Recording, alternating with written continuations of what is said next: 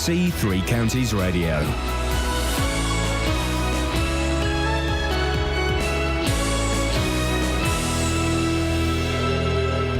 It's 6 o'clock. I'm Simon Oxley. The headlines: Luton Council criticised overspending at Luton Who, fatal truck crash in Bath investigated, and defeat for Milton Keynes Dons at Bradford. BBC Three Counties Radio. Luton Borough Council is being criticised for spending £60,000 in the last 3 years at the five-star luxury Luton Who Hotel on food, drink and room hire. The figures were disclosed by the Labour-run authority following a Freedom of Information request from the Conservative prospective parliamentary candidate for Luton South. More from Tony Fisher. Katie Redmond says the money was spent at Luton Who at the same time that street cleaners were losing their jobs and community groups were losing their small grants.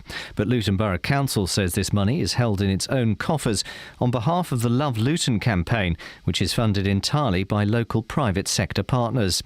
Love Luton insists the money is ring-fenced for its use only. An investigation's taking place in Bath to find out why a tipper truck apparently went out of control down a steep hill, killing 4 people, including a child. The accident happened yesterday afternoon outside a primary school as parents were collecting their children. Police are warning drivers about the dangers of using a mobile phone after hundreds of motorists were stopped during a week-long campaign. Over 700 were stopped across the Thames Valley, including 136 in Buckinghamshire, which officers have described as really disappointing. A man is due before magistrates in Gateshead this morning, accused of attacking a disabled pensioner in an attempted robbery. An online appeal to help Alan Barnes, who's 67, raised more than £300,000. More from John Brain. Alan Barnes, who's 4'6" and visually impaired, suffered a broken collarbone when he was knocked to the ground outside his home in Gateshead last month. Last night, Northumbria Police announced that they'd charged Richard Gattis, who's 25 and from Gateshead, with assault. The plight of Mr Barnes touched people around the world after an online fundraising campaign on his behalf was set up by Kate Cutler, a 21-year-old beautician.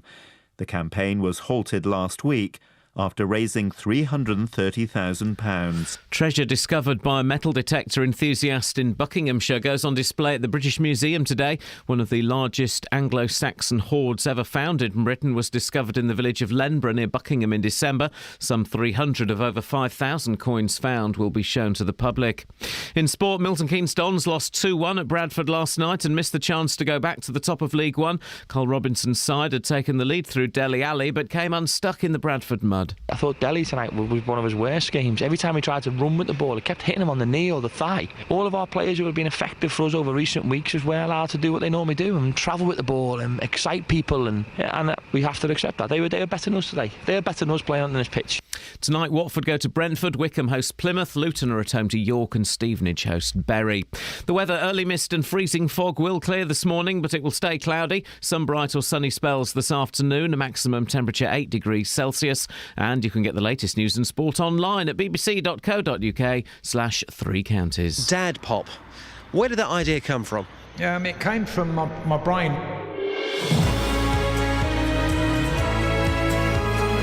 He's a TV star. Dad pop. It started here, dear listener. It started here. Well, it started in his brain. It started in his brain, dear listener. Have we got him on the show today? Yes, we have. We managed to get him, did we, after he was on telly last night? We asked him before. That's what you do. You ask them before. I was surprised. For those who don't know what Dad Pop is, well, you know. You'll find out. He's a one-man mobility scooter campaigner. Don't mess with him. He's also Britain's premier Mick Fleetwood impersonator. I didn't know he had a ponytail. Well, he told us he was bald, didn't he? Well, yeah, but he's a bald man with a ponytail. Secret at the back. We always, listen, I'm always happy to celebrate bald men with ponytails. It's one of my favourite hobbies, is looking at photos of those. It really is.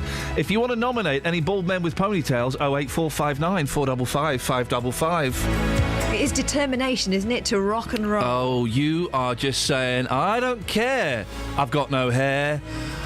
I've got some, and I'm putting it there. There we go. Coming up on the show, whining and dining, texting and driving, and Dad Pop's star is shining. Across beds, hearts and bucks. This is I made myself laugh. Three Counties Radio. Let's check in with the ladies. Lady number 1, Kelly. Oh, I'm number 1. I really wouldn't have thought that. Lady. 3 at best. How are you doing, lady? I'm good, thanks. It's a regular feature, regular listeners this time of morning called Checking In with the Ladies. It's where I like to check in with the ladies. Lady number 1, Kelly, how are you? I'm checking in with you. Yeah, man, good, thanks. OK, and lady number 2, how are you today? I know, lady. They don't know, lady. That's my producer. But answer the question, how are you? Do you really want to know? No. I'm fine. There we go. What about you? Let's check in with the man. Hey. Check in with the man. I got new shoes on. Check in with the man. Show us your shoes. Check in with the man. Check in with the man. Check in with the man. Check in with the man. Check in with the man. Check in with the man. Caston! Oh. I'm great. New shoes on? Show us. Yeah. Look at them. Higher, higher, higher. Oh. Higher still. Suede. Are they suede? Who chose them? Better be careful then. Lady number 2. Oh. And lady number 1's admiring them. We're one happy family, huh?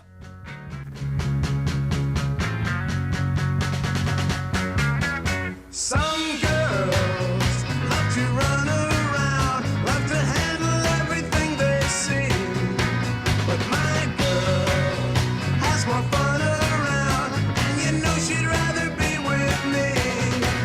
Oh my, lucky guy is what I am. Tell you why, you'll understand. She don't lie, although she can.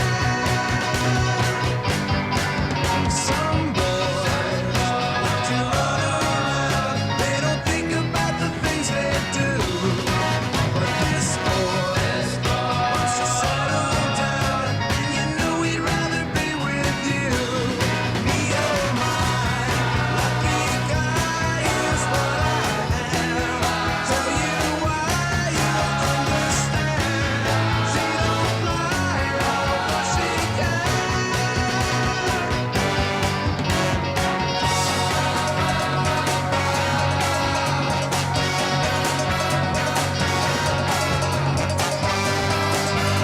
Why would a boy play with a girl's toy?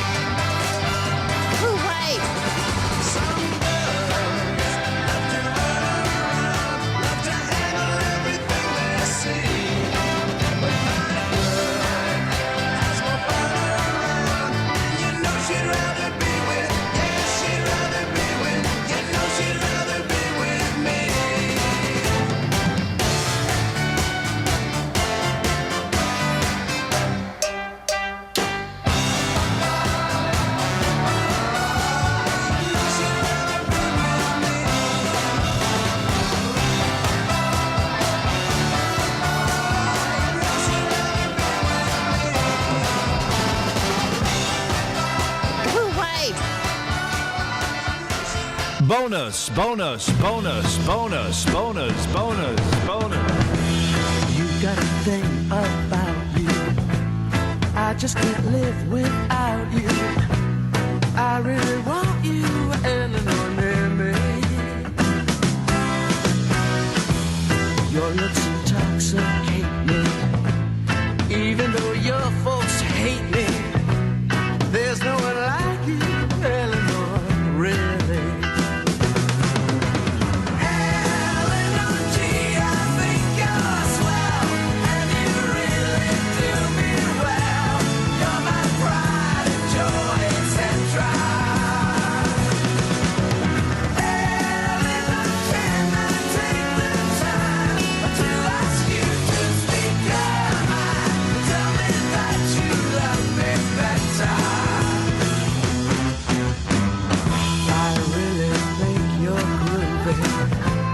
Let's go out to a movie. What do you say now, Eleanor? Can we? They'll turn the lights way down low. Maybe we won't watch the show. I think I love you, Eleanor. Love me. Eleanor G, I think you're swell, and you really do me well. You're my pride and joy, etc. Eleanor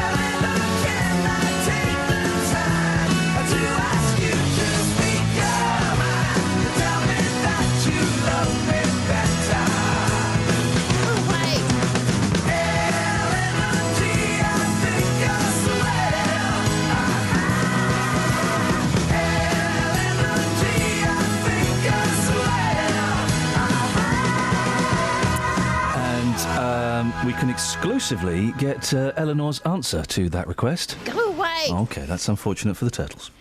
Now, the Conservatives are criticising Luton's Labour-led council for spending thousands of pounds, tens of thousands of pounds even, entertaining guests at the five-star Luton Hoo Hotel. I've been there. It's very, very swanky. By the way, election campaign alert, the figure of £60,000 was uncovered by Katie Redmond, who's looking to unseat Gavin Shuker as MP for Luton South. I've noticed that this week, it's the election has started in this region, hasn't it? With everyone having a little pop at each other on Twitter and on the air and stuff. Very exciting. The Borough Council says the money was spent by the Love Luton campaign, which is funded by private sponsorship, but admits the money is held in the borough's coffers. Well, Catherine, you've been looking into this. How much has been spent and what has it been spent on, please? OK, get your pen out because here comes the rundown. Yes. 2012 to 13, £18,000. 2013 to 2014, almost £35,000. Oh. And then 2014 to 15, to date, just over £8,000. That's making a total of over £60,000. Now, the figures were disclosed by Luton Borough Council following an FOI, a Freedom of Information request from the Conservatives' prospective parliamentary candidate for Luton, Katie Redmond, as you mentioned. Hammer time. Now, Love Luton is made up of a steering committee which decides how to spend its money, and its chair is Lindsay Frostick. You might remember that name. Oh, from Arriva. Marketing manager for Arriva, isn't she? Yeah. That's right. Now, she says the money was spent on room hire and food and drink, and it went towards award ceremonies honouring the achievements of the town's individuals, groups and organisations, an event called Luton's Best. Love Luton is basically a campaign group to try to highlight the best of Luton. It's a kind of promotional thing. Why? OK, well, if that's the case, why have the Conservatives got beef? Well, although the money is private sponsorship, cash that Luton Borough Council holds all the money in its own coffers. It's not in an independent or separate account. And the vice chair of the Love Luton Steering Committee is Colin Chick, who is the corporate director for environment and regeneration at Luton Borough Council. They're a bit concerned that that's all a bit too close. Yeah. The council insists it's a partner of Love Luton and not a sponsor. It doesn't contribute any money, but it says it does, though, provide some administrative support. Love Luton's annual budget is £100,000, and so it's been suggested that to spend a third of that in 1 year on an award ceremony may be a little excessive. Now, the prospective Tory parliamentary candidate for Luton, Katie Redmond, Luton South, I must say, Katie Redmond says the money was spent at Luton Hoo at the same time that street cleaners were losing their jobs, community groups were losing their small grants, and neighbourhood watch groups were losing money for tiny things such as neighbourhood watch logo stickers for their windows. Well, we were hearing, weren't we, about lunch groups for old age pensioners and Cubs having to close down because their rent was hiked up from a few hundred to a few thousand. So we know of lots of local groups that have suffered in this time. Luton Borough Council, what have they said? Well, we were hoping to speak to them live. They're not coming on. Hey, guys, come on. You were clogging up my Twitter feed last night with your little grievances. We've got a statement. This is money spent by Love Luton for their events. Lindsay Frostick turned down an interview. That's interesting. Lindsay Frostick's coming on. Oh, she's coming on, is she? She's from Brilliant. Love Luton. Thank you. It's yes. not Luton Borough Council. Thank you very much. I apologise. Thank you for clearing it up. This is money spent by Love Luton for their events. Love Luton is funded entirely by local private sector partners. Luton Borough Council holds the sponsorship money for the Love Luton partnership and has done so since it first began back in July 2010. That's from Luton Borough Council? Yes. Lindsay Frostick, who is coming on later on, what has she said? Right, so she says Luton Hoo's an official partner of Love Luton and holds a number of events throughout the year. These include the annual Luton's Best Awards, where we recognise the many local individuals and groups who do great things for our town. Luton Hoo's also hosted business and other community events which promote the good name of Luton. And she told us that the sponsorship money held by the council is ring-fenced. It's interesting, isn't it? It's nice to reward people for doing well. And Luton gets a bad name. Yeah, these dues, we're slightly jaded by them because we go to them all the time. But for, if you've done something in your community, it's nice to get a little salutation, see someone take their hat off in your direction. The other thing is, if you're running a partnership like this that relies on private sector sponsorship, it's quite nice to sort of chat them up a little bit in a classy way.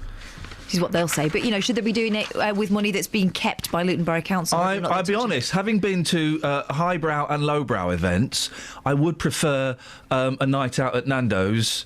Do you know what I mean? To a reception at a swanky hotel. That's just my personal choice. Travel news for beds, cards and bugs. BBC Three Counties Radio.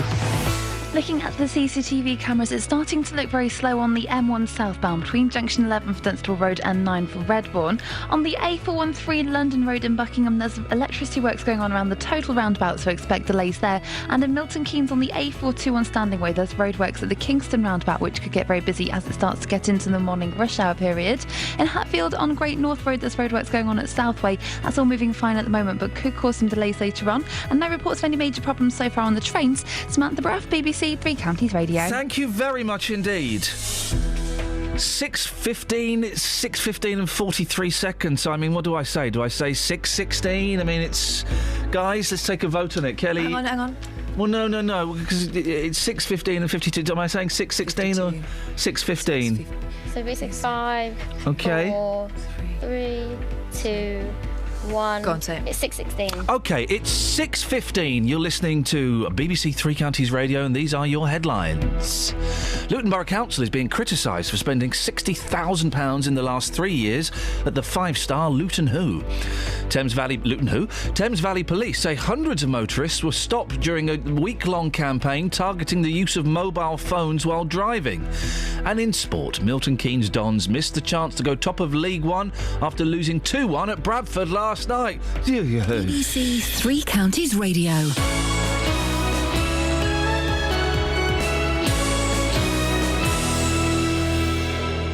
Coffer. Every weekday from 12, local people. Wendy Howson and David Shipley are trustees of the Harpenden charity Spotlight on Africa. So privileged to see lives change, conditions change. Local stories. A deaf cafe will be popping up in Bedford later this month, opening its doors for you to share sensitive stories and talk of afterlife. There are people with the similar concerns. And you can have a light-hearted side of it as well, and we often end like that, you know. Local life. We're going to be heading off into the unassuming countryside of Bedfordshire. We all know the brick pits and the industrial spoil that's marked the Marstonville. Nick Coffer, weekdays from 12 on BBC Three Counties Radio. I did not choose this song. This song was chosen by a girl. An old girl. Can you guess which one? You're gonna have a good time down on the line. You got soul on the door. You're gonna have a good time down on the line. Instead of get on down. Instead of get on down. Instead of get on down. Instead of get on down. Hey, everybody, take a look at me. I've got street credibility. I may not have a job, but I have a good time with the boys that I meet down on the line. Said D-H-S-S. Man, the rhythm that you're giving is the very best. Yeah. I say a B1, B2. Make a claim, sign your names, all you have to do. Well, folks will be a drag if work ain't your bag. And when you let them know you're more dead than alive in a 9 to 5, then they say you've got to go and get yourself a job or get out of this house. Get yourself a job, you a man or a mouse. A figure any two, you pretend not to hear. Gotta get some space, get out of this place. Man, I am a man. Job or no job, you can't tell me that I'm not. Do you enjoy what you do? If not, just stop.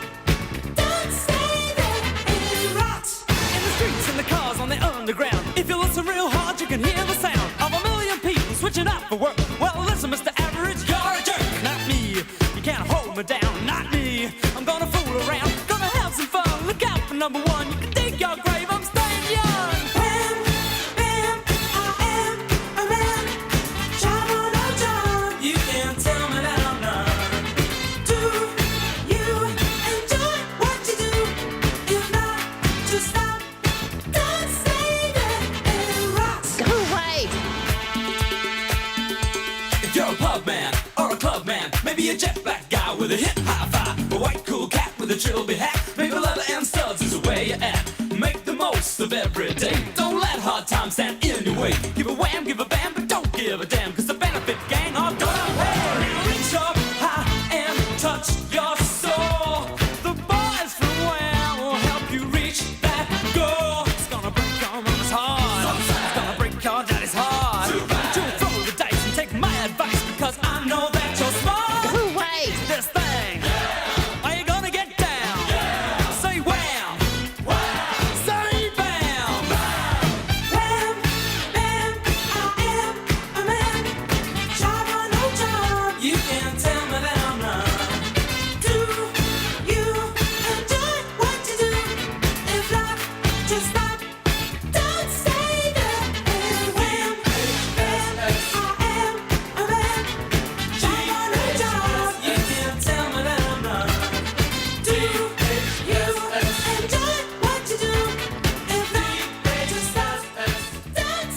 People in this country deserve to have stuff for free.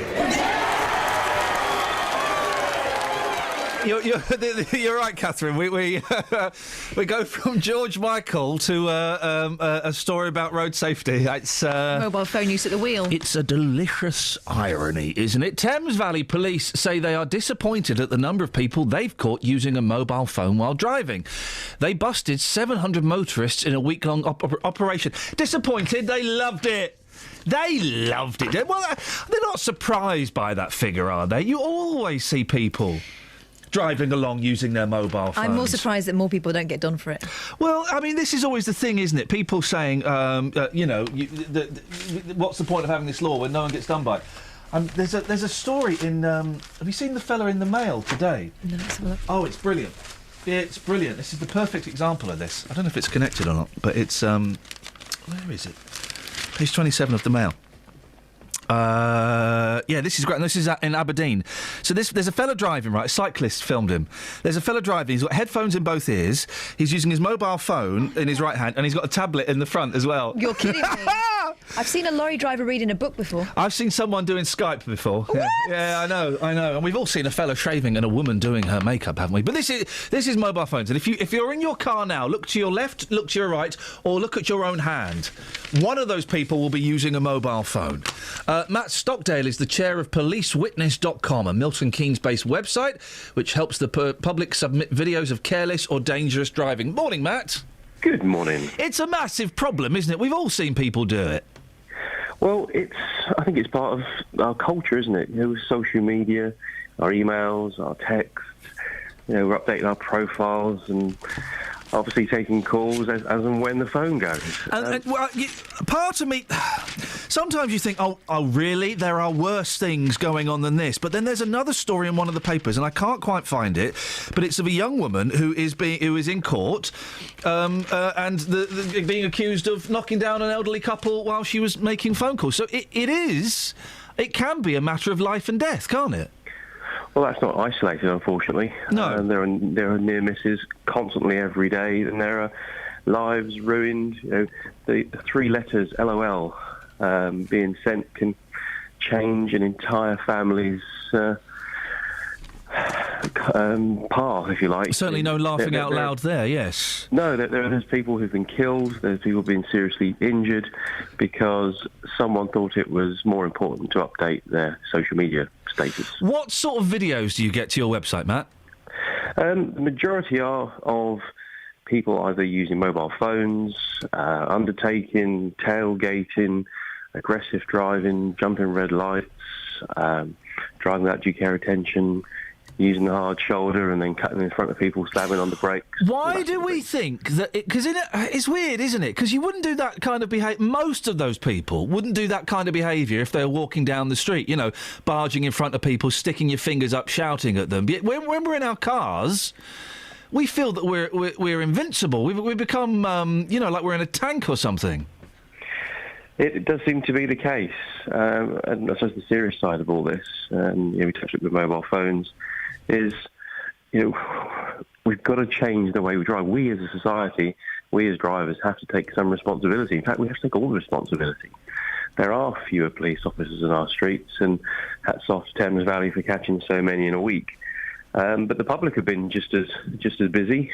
We sometimes receive hundreds of incidents each week, and over the past 18 months, the general public have been responsible for several hundred prosecution outcomes, and that's ranged from fines and points on people's licences through to vehicle seizure warnings, compulsory retraining, and even drivers banned without a police officer in sight. And how are well done, the public. How are these people getting the videos to you? I'm assuming they're not filming them on their phones, are they? No, they're normally dash cams or in-car cameras. Yeah. Here we go again with that. No, because I poo-pooed these, and I'm actually starting to think they might be quite a good idea. I'm thinking I might get one. Well, people don't put them in their cars to actually capture other people doing bad things. It's just a natural outcome of having a video camera rolling when you're in the car. Yep. The main reason people doing it is to protect themselves, to protect their pride and joy, to protect their motoring costs, and to ensure that in the event of just an innocent bump, they don't lose their excess or their no claims bonus or their see a premium increase. Do you get money off your car insurance if you've got one of these cameras? You do if you're a member of ours. Right, okay. We guarantee that we'll beat any quote by 5%, even from the big guys, because the underwriter who we've teamed up with in London recognises how important and how useful video evidence is when you're making a claim. Matt, listen, I appreciate your time at this ridiculous hour of the morning. Matt Stockdale, if you want to find out more, go to policewitness.com, policewitness.com, and you can have a little look there and find out some bits and pieces. 08459 455 555 is the telephone number if you want to give us a call. You all right, Kels? Yeah. All right, mate. We've had a text through from John. What does John want? Could you repeat the info about the pig staring show mentioned yesterday, please? Oh, BBC Kent. That's BBC Kent. We've got the trail somewhere, haven't we? We'll dig out the trail for you later on. Yes, they're doing a pig staring special this morning. How long have you stared at a pig? You can give us a call if you've stared at a pig for a long time. We're more than happy to take those phone calls. Yeah. Oh, we're also asking you for your Mother's Pride moments, aren't we, today? Oh, well remembered. Yes, we spoke to the mother of... Wes Clark. Wes Clark. I know, I'm struggling to remember her name, unfortunately. Carol. Carol, that was it. Wes Clark. Now, Carol brackets from Luton. From Luton. Now, you may not know who Wes Clark is. He's only gone and won a blooming Grammy for... a song that goes... diddle-a-da-da-da. Diddle-a-da-da-da. Diddle-a-da-da-da. Diddle-a-da-da-da. Diddle-a-da-da-da. Diddle-a-da-da-da. Diddle-a-da-da-da. Diddle-a-da-da-da. So she called him, and so we thought, well, OK, yeah, she's phoning up to celebrate her son's Grammy. Well done. But what about those mums whose kids aren't so musically talented? The underachievers. Exactly. Well, you can phone in and celebrate the magic of your lazy children. Mother's Pride. Maybe they learnt how to use the washing machine this week. Maybe they got a new job. Or maybe they've just come out of prison. Whatever it is, 08459 455 555 is Doesn't matter how old they are either. No. They can be 3 months. They can be 300 years. In the old Bible, they lived for like 1,000 years, didn't they? Methuselah did, didn't he? No, but they all Noah was like 700 when the flood came, wasn't he? That's why they had to wipe out all the people, I think. Did Noah... Aging population. Did Noah have an affair with his daughter? No. Excuse me? I think he did. But I need biblical experts. I'm sure, because the thing is, the Noah story went on... It was a Mrs. Noah. In my arc. Yeah, OK. And it wasn't Mrs. Noah Jr. Because the story continues after the flood goes. Yeah, but because he's got his two sons, Ham and Shem. They were two of the Three Stooges, weren't they? Weren't they the Curly replacements? Ham and Shem. Yep. And they had two wives. I've seen the Russell Crowe documentary about it. I am sure. There were some tree people, some monsters. I am sure that Noah... got up to some... He got up to... Can't say that. No, you can, because he's not God. I'm not saying God did it. All right. I am sure that Noah, in his dotage, when he was like 786, got up to some shenanigans... With his daughter-in-law? With his daughter or his granddaughter. I'm sure he did. 08459... You never thought you'd be asked that first thing in the morning, did you? Did Noah have it away with a female member of his family? 08459 455 555. Travel news for beds, cards and bugs. BBC Three Counties Radio. On the M1 southbound, looking at the speed sensors, there's queues building up between junction 11 for Dunstable and 9 for Redbourne. Callers have reported that that's because of an accident between junction 10 for the Luton Airport Spur Road and 9 for Redbourne. On the M11 southbound, it's been partially blocked between junction 7 for Harlow and the M25 because of an accident. And looking at the speed sensors on the A1 southbound, it's looking very slow from the Apex corner to Mill Hill Circus. In Milton Keynes, the A421 Standing Way has roadworks around the Kingston roundabout, so expect delays there later on. And the Met Office has warned us that it's likely to be freezing fog on the roads in some places this morning, which could make the roads icy and slippy if they're untreated. No reports of any major delays on the trains. Samantha Bruff, BBC Three Counties Radio. Across beds, hearts and bugs. This is BBC Three Counties Radio.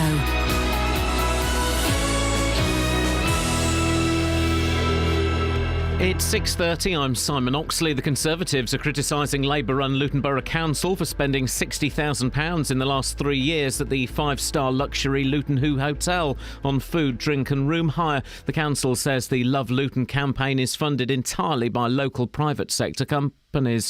Thames Valley Police say they're really disappointed after hundreds of drivers were stopped for using a mobile phone during a week-long campaign.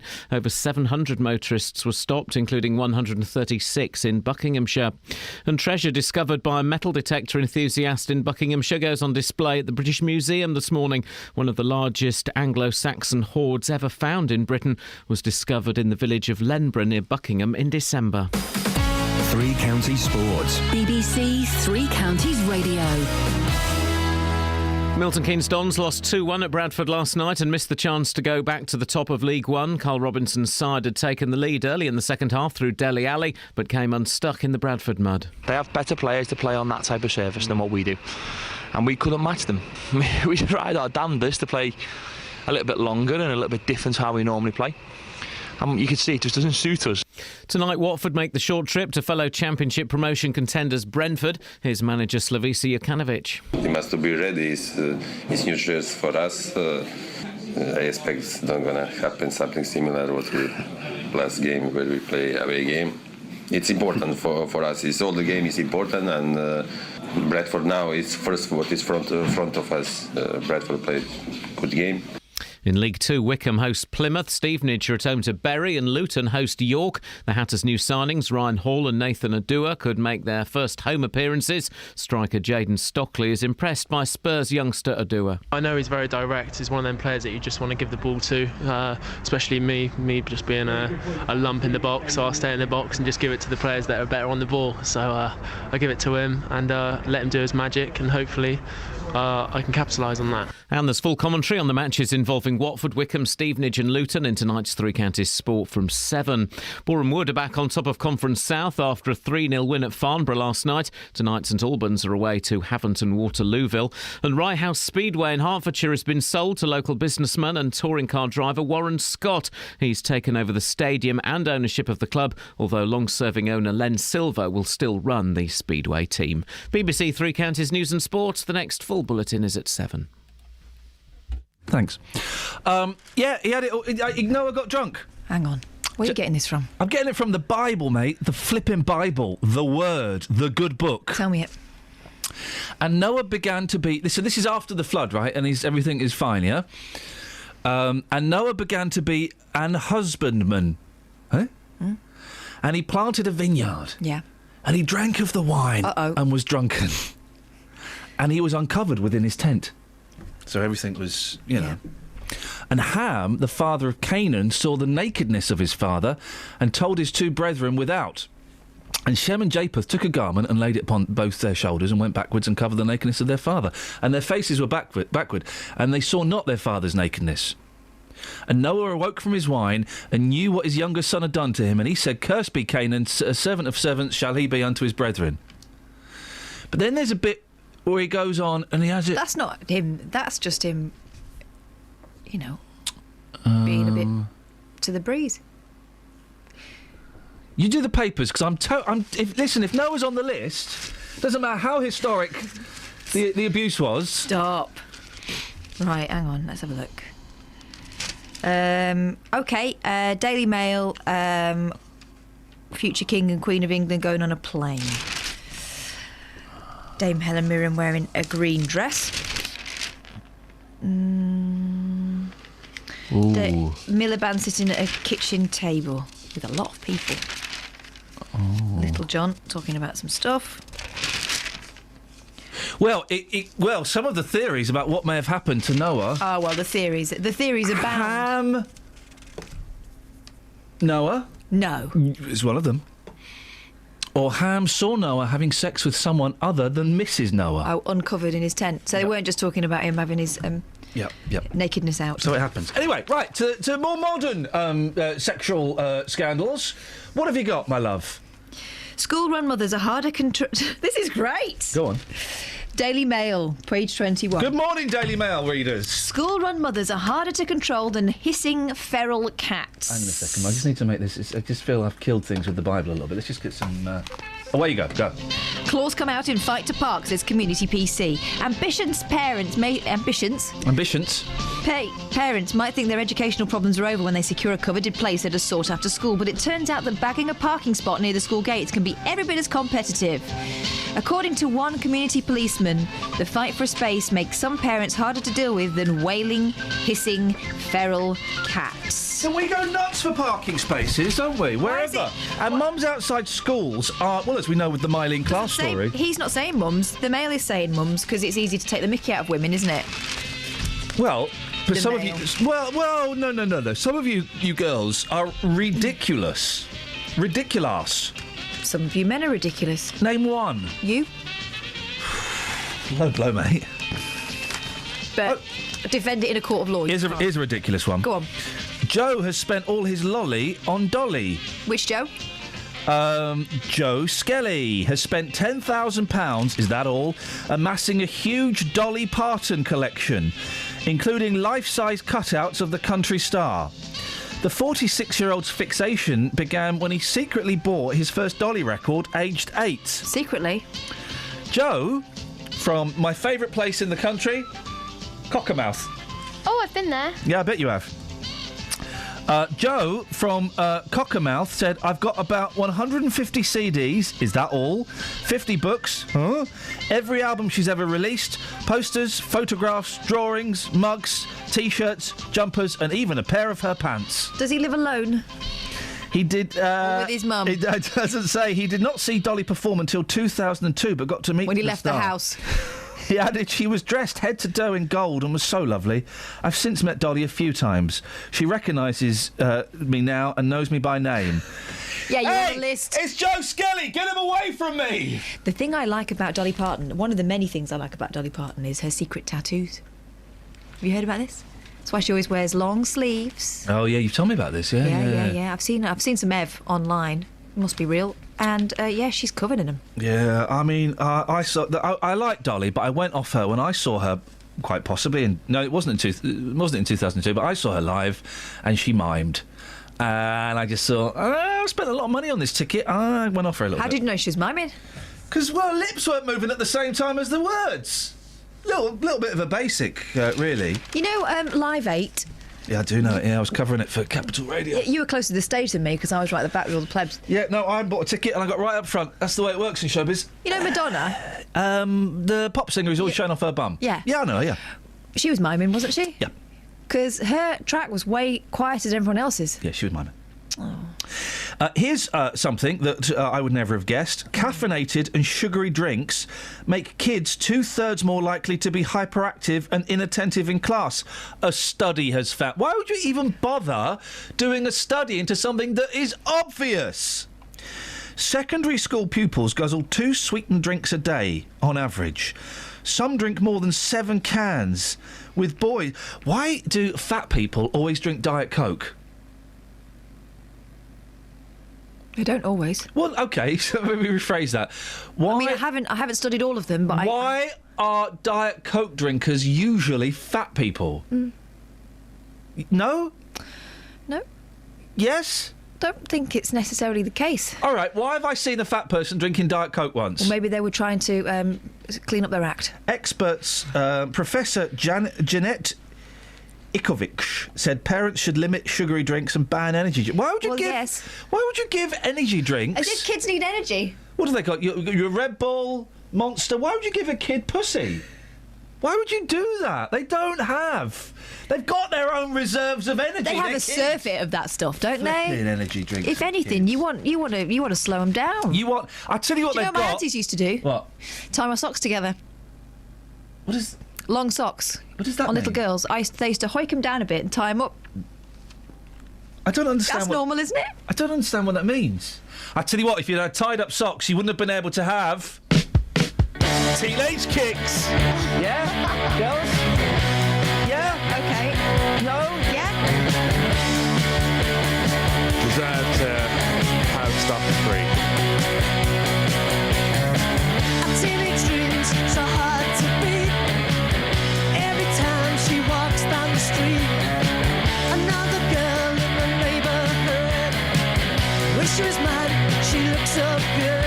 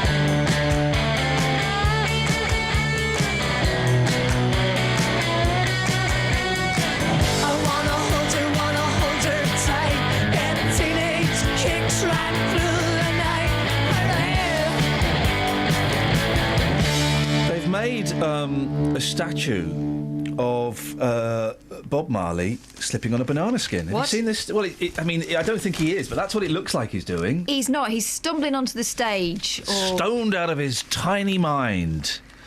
A statue of reggae icon. I can do that. I can go for that. No can do. Bob Marley sees his fans get up and stand up with joy. Oh.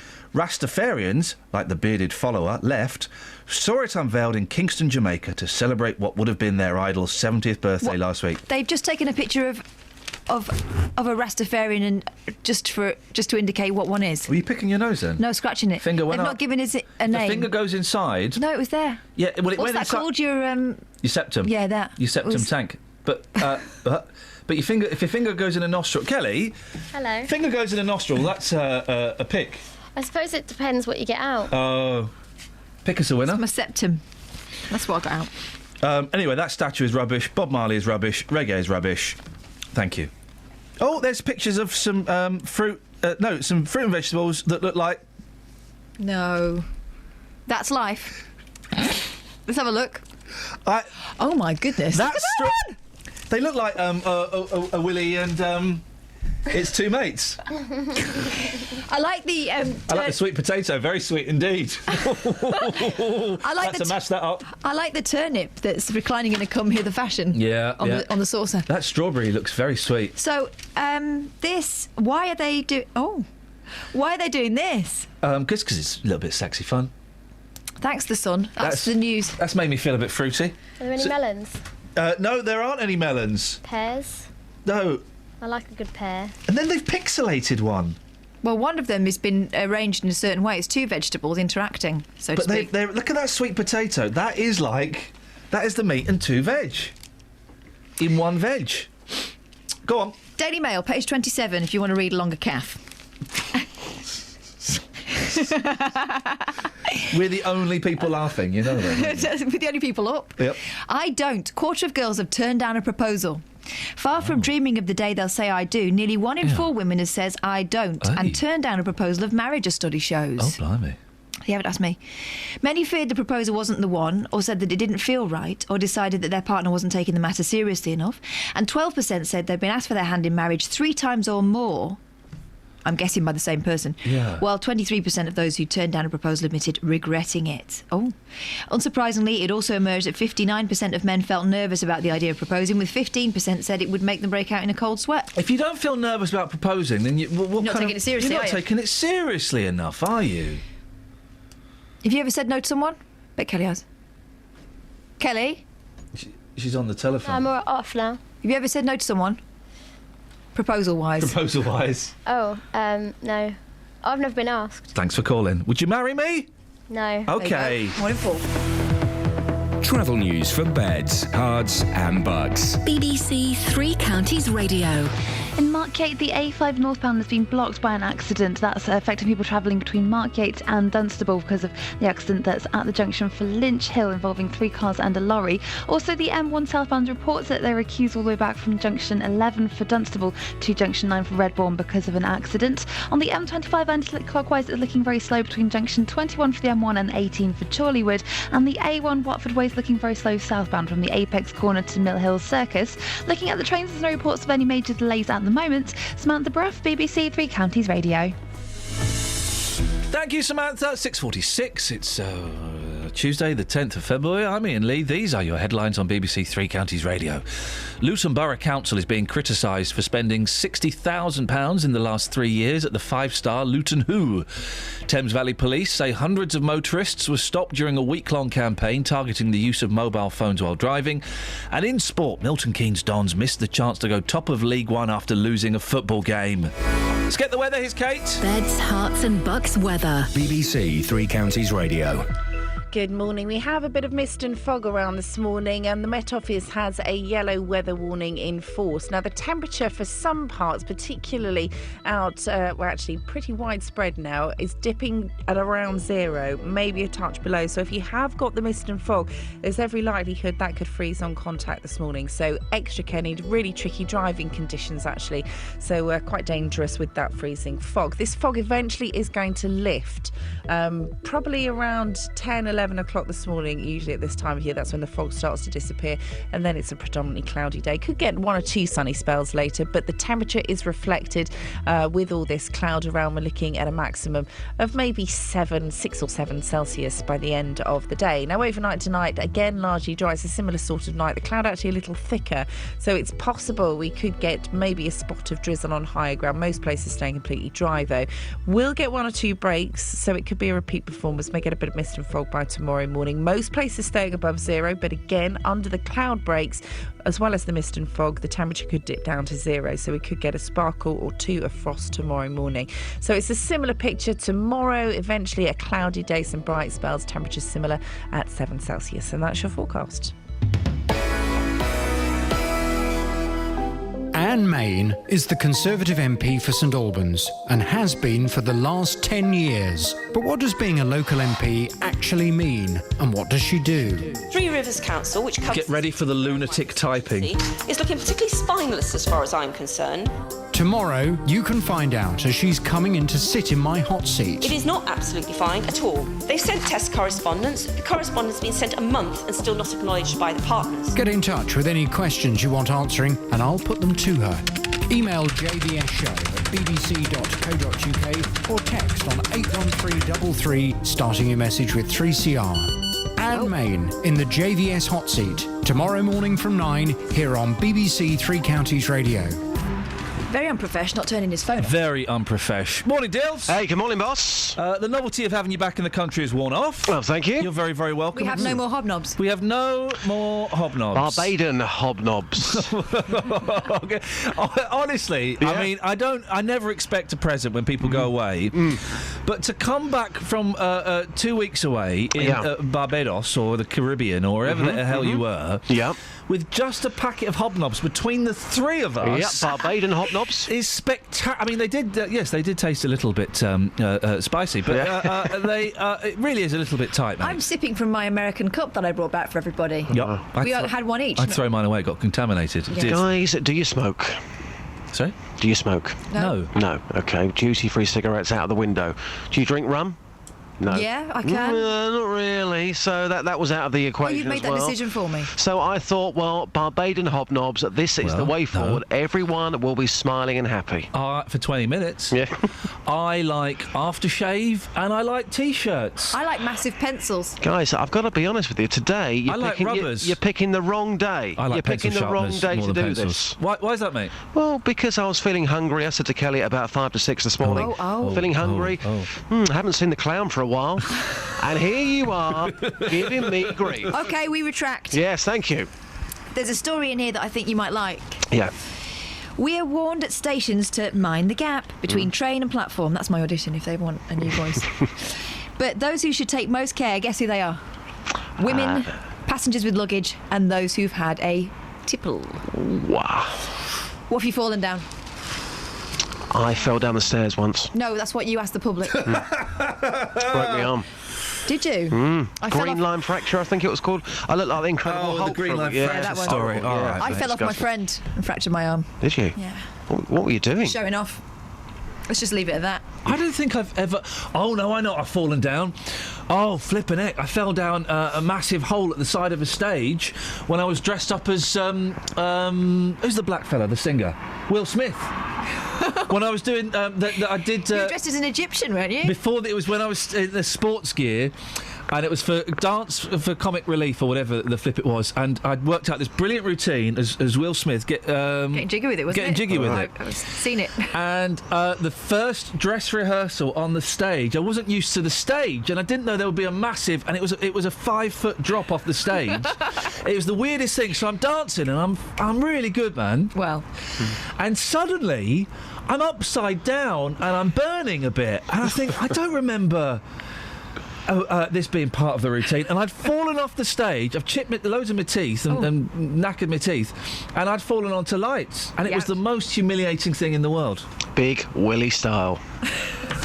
Just, you can take that to the street, can't you? I'll take it to the street. I've also taken something to the streets for later, mobile phones, and something else as well you spoke about earlier, Mum's Pride. Yeah, well, let's do this now, Justin. Yeah. This is after Wes Clark's mum from Luton, Carol. She came on for a little boast, but fair play, you just won a Grammy. And by the way, Carol, you anytime you phone up, you jump straight to the front of the queue. Grammy, the mothers, the mummies, the grannies of Grammy Award winners will go straight to the front of the queue, but the mummies of Grammy Award winners, you get past Dave from Luton and Dennis and all those other chances. You come straight on. We want to hear a bit of Mum's Pride today. Yeah, I just thought that call yesterday was absolutely brilliant. A, she was listening. B, she phoned in, and C, I felt emotional listening to Carol on the line. So very powerful. I've been on the streets asking Mum's Pride. Now, you said earlier on that this could be absolutely anything. So if people's children have just been released from prison or something like that, and they feel proud of their children, we are going to be accepting anything. So I've been on the streets with this one, and here's what people had to say. What makes you a proud mum? What's your boy done that's made you proud? He's finally qualified as a gas safe engineer, and I'm really proud of him. Yeah, I can tell straight away you're really proud. Yeah. So it's not a Grammy, but this is a career he's got now, and something that he always wanted to do? No, he didn't. He just landed on his feet with doing it and then decided to make it his career, and it's brilliant. I'm very proud of him. Good for you. Thank you very much. Lucy, we're here with Jake. How are you, Jake? How old is Jake? He's 3. 3 years old. This is Mum's Pride. What has Jake done to make you feel so proud? He hasn't won a Grammy yet, but what's he done to make you feel really proud? He's just said little things like, Mummy, you look beautiful, I love you so much, and you're my best friend. Wow. So he's a little charmer already. Yeah. How are you today, Jake? You all right, by the way? Yeah. He tried to eat my microphone then. He's a hungry boy. Go and feed him. Thank you very much. Take care. Madam, Mum's Pride. Give me grandchildren. Yes. How many have you got? 2 and 1 on the way. And at Christmas time, how excited do you get now about giving to your grandchildren? Oh, yes, very excited. Yes, they get spoilt rotten. Dealey, no! What do you mean, no? No! What? No! Why? No! Why? It's Mother's Pride. It's not Grandmother's Pride. She bypassed the next generation. What the hell are you thinking of, you lunatic? Hang on. We all know that grandparents like the grandchildren more than their own kids. It's Mother's Pride. Mum's Pride. She gave birth to her children. Her children have given her grandchildren. I know how genealogy works. What's your beef? My beef is we only want to hear from mums today. But she is a mum. But she's talking about the grandkids, not the kids. But her children are given her grandchildren. No. That's a great one. No. That, for me, made me feel emotion. No. I think your emotions got in the way on this one, Justin. No. I very rarely say that to you. No. No. Just because you haven't been there yourself and you haven't got grandchildren, trust me, fast forward 20 years' time, when I talk to you on the street and I ask you about your pride, you'll be talking about grandchildren. Let's just leave it there.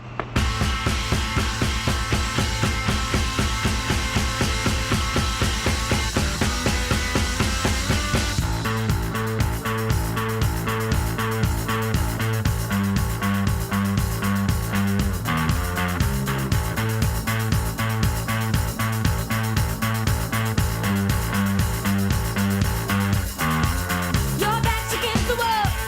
There's no one home to call. Keep forgetting who you are. They're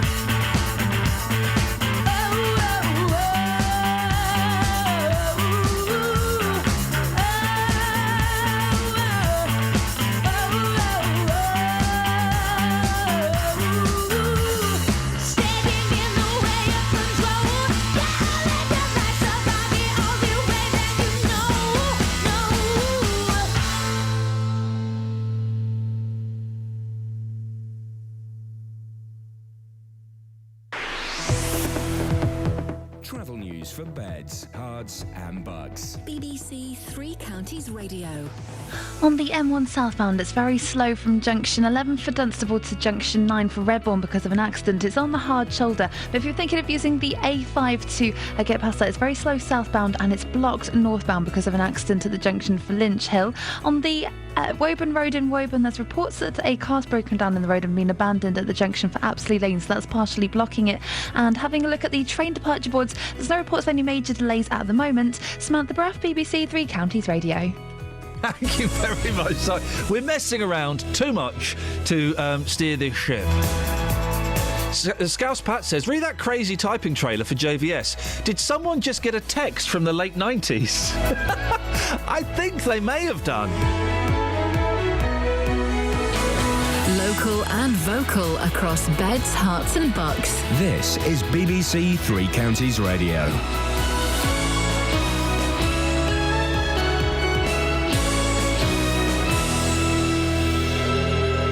It's 7 o'clock. I'm Simon Oxley. The headlines: Luton Council criticised over Luton Who spending, hundreds of drivers caught using their mobile phones, and defeat for Milton Keynes Dons at Bradford. BBC Three Counties Radio. Luton Borough Council has been criticised for spending £60,000 in the last 3 years at the five-star luxury Luton Who Hotel on food, drink and room hire. The figures were disclosed by the Labour-run authority following a Freedom of Information request from the Conservative prospective parliamentary candidate for Luton South. More from Tony Fisher. Katie Redmond says the money was spent at Luton Who at the same time that street cleaners were losing their jobs and community groups were losing their small grants.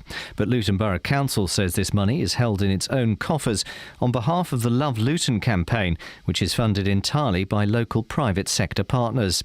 Love Luton insists the money is ring-fenced for its use only. Thames Valley Police say they're disappointed after hundreds of drivers were stopped for using a mobile phone during a week-long campaign. Over 700 motorists were stopped, including 136 in Buckinghamshire.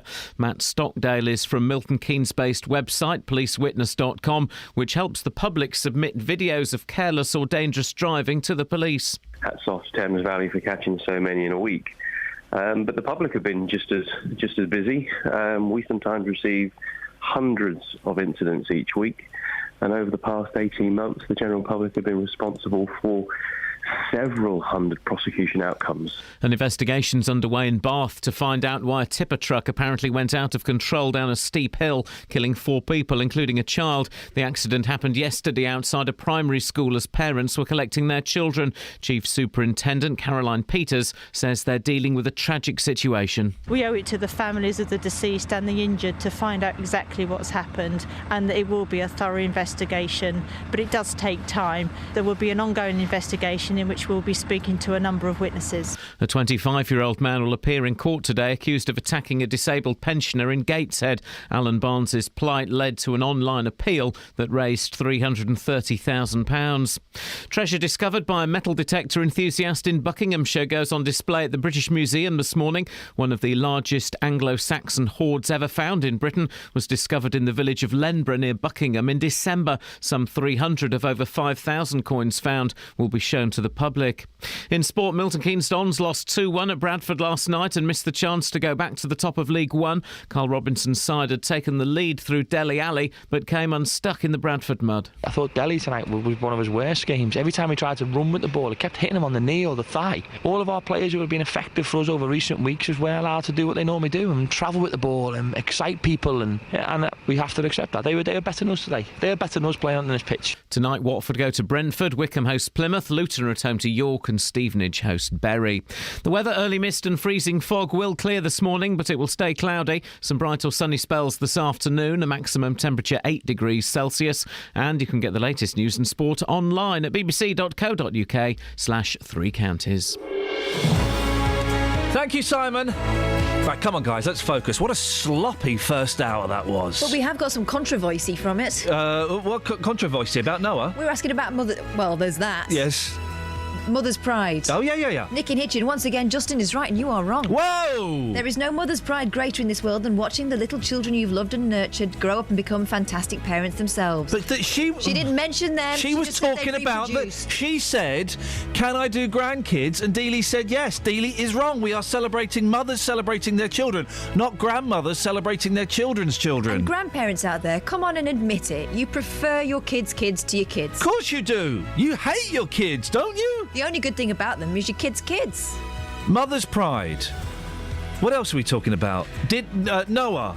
Snuffers says, if you think the Noah naked story is confusing, read Genesis 6, chapter 6, verse 4 and try to work out who the Nephilim is. Apparently giants who were the offspring of angels and men. Oh. That's who that was in that Russell Crowe film. Flipping heck.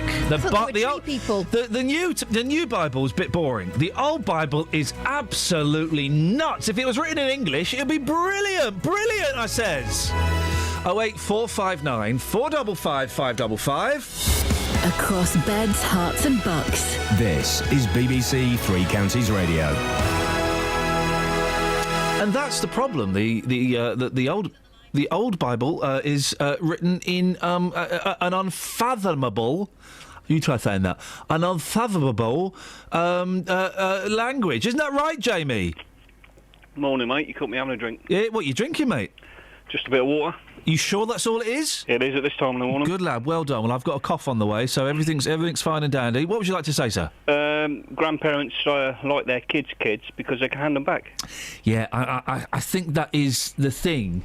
When it's your kids, you're stuck with them forever. When it's your grandkids, you get them for a couple of hours, then you go, thanks, bye.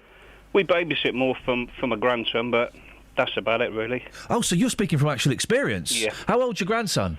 He is 9 months now.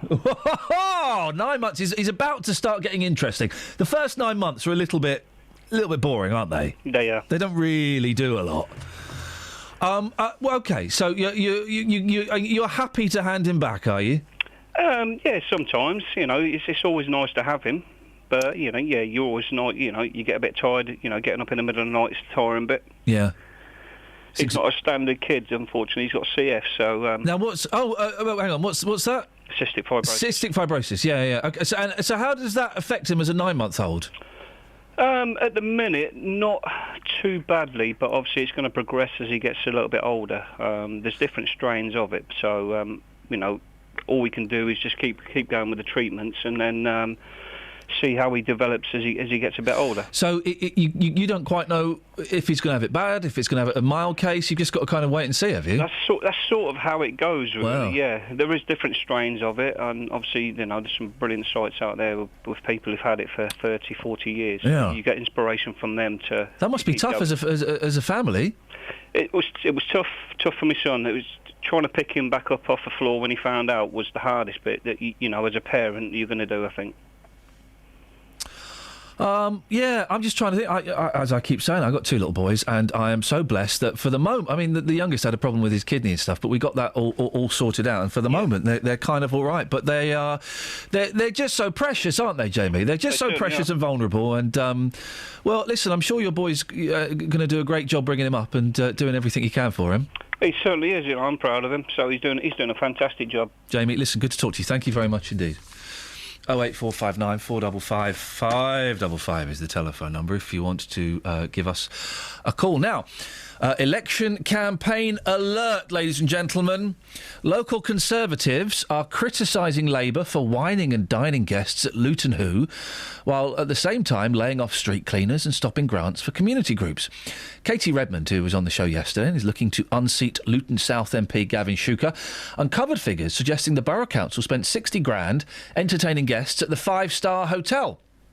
Well, the council admits the money is kept in its coffers, but insists it belongs to and was spent by the privately sponsored Love Luton campaign. We can speak now to Conservative Central Beds councillor Richard Stay. It's not public money, is it, Richard? So there's no problem. Good morning, Ian. Morning. Well, I don't know. Katie Redmond, as you said, put an FOI request into Luton Borough Council asking a very straight question. How much money has been spent by Luton Borough Council at Luton Hoo? And the straight answer came back was 60 grand in the last couple of years. Now, that may have been money which had come in from elsewhere, but the straightforward question was, how much money had Luton Borough Council spent? Now, had that been my authority, I would have been asking some questions, and I don't think that would have happened. Well, but the Luton Borough Council say the money is Love Luton money, which is made up entirely of private sponsorship. It's held in the kind of the same bank account, but it's ring fenced. Okay, well, let's turn the question round. Luton has many fine qualities. I'm hugely proud to represent Hyde Parish Council and Hyde Parish, in which Luton Hotel sits. I would suggest that launching a city bid in a five-star hotel in an adjacent authority area and spending this sort of money on a Love Luton campaign outside Luton is just plain odd, even if it's not public money. But when you're also making cuts and putting up council tax at the same rate as Luton Borough Council are, if I was a Luton taxpayer, I would be asking some questions. Well, you can say that, Richard, but Central Beds does the same thing, doesn't it? No, it doesn't. Well, about the Building Control Awards that are on the Central Bedfordshire website, they're being held at the MK Stadium, aren't they? MK Don Stadium. Not that I'm aware of, but we aren't spending the kind of money at a five-star hotel that Luton Borough Council have done. If we're holding building control awards outside Central Beds, there's a question to ask. But I've got the website up here. The awards ceremony judging will be completed during April 2015. This is the Building Control Excellence Awards. The category winner and any potentially highly commended projects will be notified, and they'll be invited to the ceremony at the Doubletree by Hilton Stadium, Milton Keynes. That's not a Central Beds event, though, is it? It'll be notified of the Central Region local. Well, it's in conjunction with. It's on the Central Beds website. Iain, I would put to you that is not a Central Beds event. Central Beds has not paid for and organised that event. Even though it's on the Central Beds website. Well, I'll have a look. But I've got the Central Beds website up now, and it's there. Okay, but I would say to you, Iain, that is not a Central Bedfordshire event. So Central Bedfordshire are not putting any money into that event? I don't know, because I don't know about it, but I will look into it. But I would say to you that is not a Central Bedfordshire event. Okay. But coming back to the question that you posed, is I don't understand why a Labour-run council that is cutting libraries and cutting small community grants.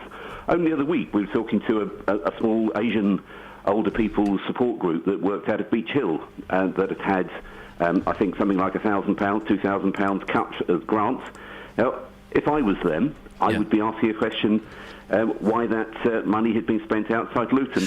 And that's on top of, we think, probably approaching £500,000 on a failed bid to stop us building houses in central Bedfordshire. And that's another thing which we've talked about on this show before, and boy oh boy, we will talk about it again. But if this 60 grand is private money, there is no story, is there? And part of me thinks, Richard, this Man Alive, was I enjoying being involved in your tweets to Sean Timoney last night.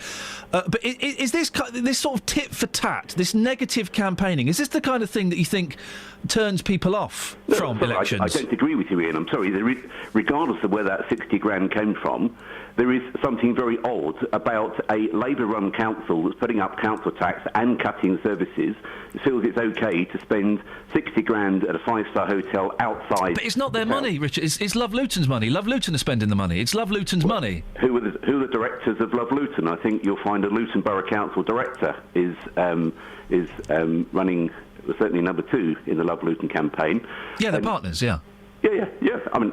But it's private money, Richard. This is the thing. It's not council tax money, and there's the danger, isn't there? Because 60 grand being spent on dues and awards things, it sounds quite dramatic, and people go, "Oh, that's my money." Well, it isn't though. It hasn't come from council tax. Well, to turn the question round again, if Luton is a proud town, proud of what it does, and it should be, it has many places where it can hold award ceremonies. Yep.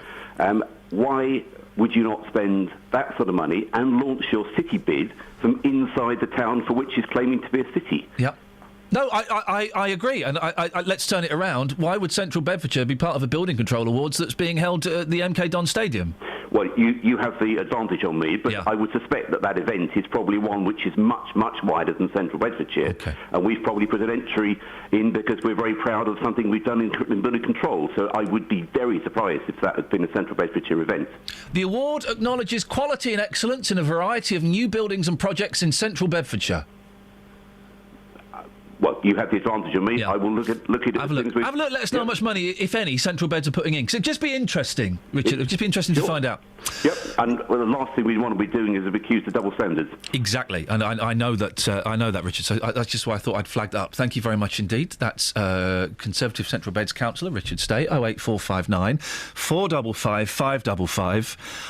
I'm loving all this. I am loving all this. As I've said before, this is the first time I've been on a proper radio station, or been doing a proper radio show, shall we say, during a general election. And this week, it's really just started to kick off a bit. It's hammer time. And this time around, we've got Twitter as the extra weapon. That's it.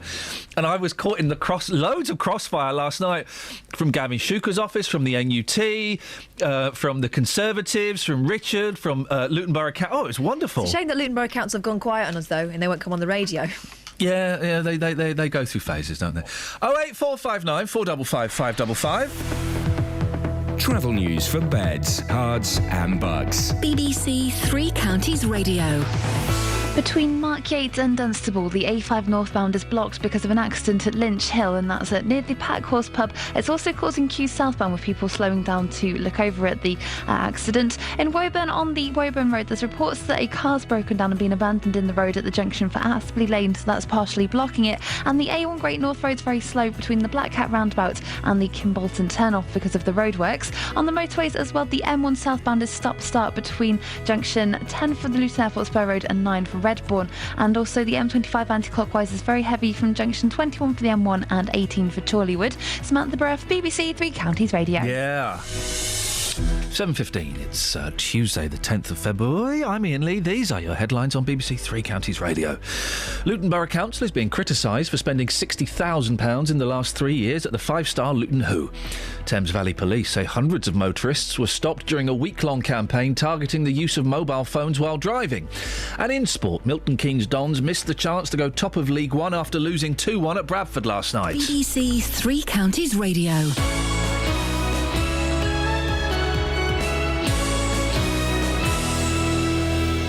Every weekday from 12, local people. Wendy Howson and David Shipley are trustees of the Harpenden charity Spotlight on Africa. So privileged to see lives change, conditions change. Local stories. A death cafe will be popping up in Bedford later this month, opening its doors for you to share sensitive stories and talk of afterlife. There are people with the similar concerns. And you can have a light-hearted side of it as well, and we often end like that, you know. Local life. We're going to be heading off into the unassuming countryside of Bedfordshire. We all know the brick pits and the industrial spoil that's marked the Marston Vale. Nick Coffer, weekdays from 12 on BBC Three Counties Radio. A death cafe or a talking complete and utter balls cafe? If you talk about the afterlife, I mean... I told you about the time my gran and auntie spent a good half hour talking to a mysterious light that turned out to be the reflection of one of the coasters. They'd had a few gins. They were determined it was Grandad. Oh, bless. You know, it made them feel better for a bit. I mean, does it do any harm? I don't know. Some people are convinced, aren't they? Yeah, hey, listen. I kind of like that conviction. I would love to have that conviction. I wish I did, but guess what happens when you die? That's it. Game over. That's it. There's nothing else, and I know that as a fact. Do you? Because I died for 6 minutes on the operating table.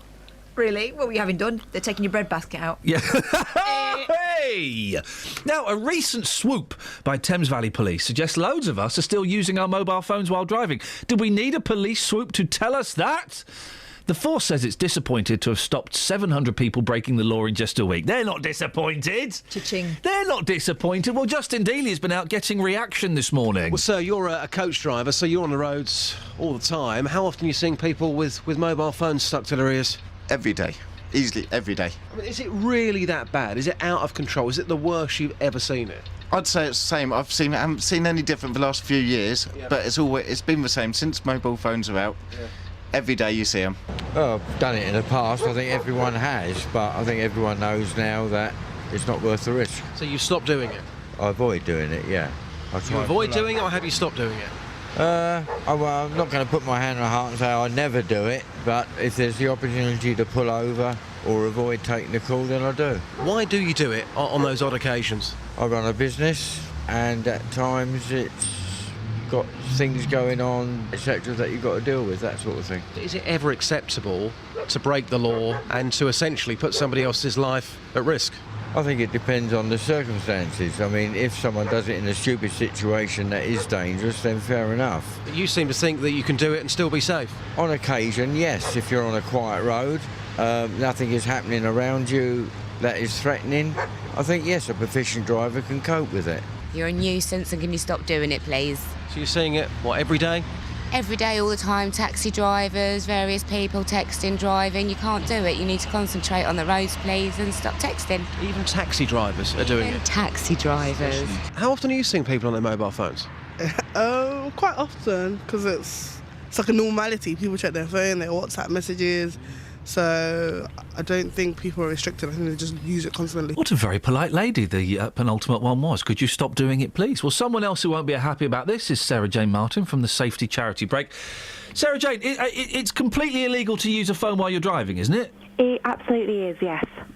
Yeah, you and I both know that, anyone sat in their cars now, if they look to their left or to their right or down at their own hands, they'll catch someone doing it. Not everyone, a significant number of people do it, don't they? Yeah, absolutely. And it's something that's really concerning when you imagine, driving is the most dangerous thing that most people will do on a daily basis. So if you're taking your mind off the task at hand, mind off driving, to look at your phone or to fiddle with the sat-nav or any of those things, then, you could do serious damage if you're travelling, if you're travelling at 40 miles an hour, you can go quite fast and go quite far, whilst you're just looking at a text message, for example.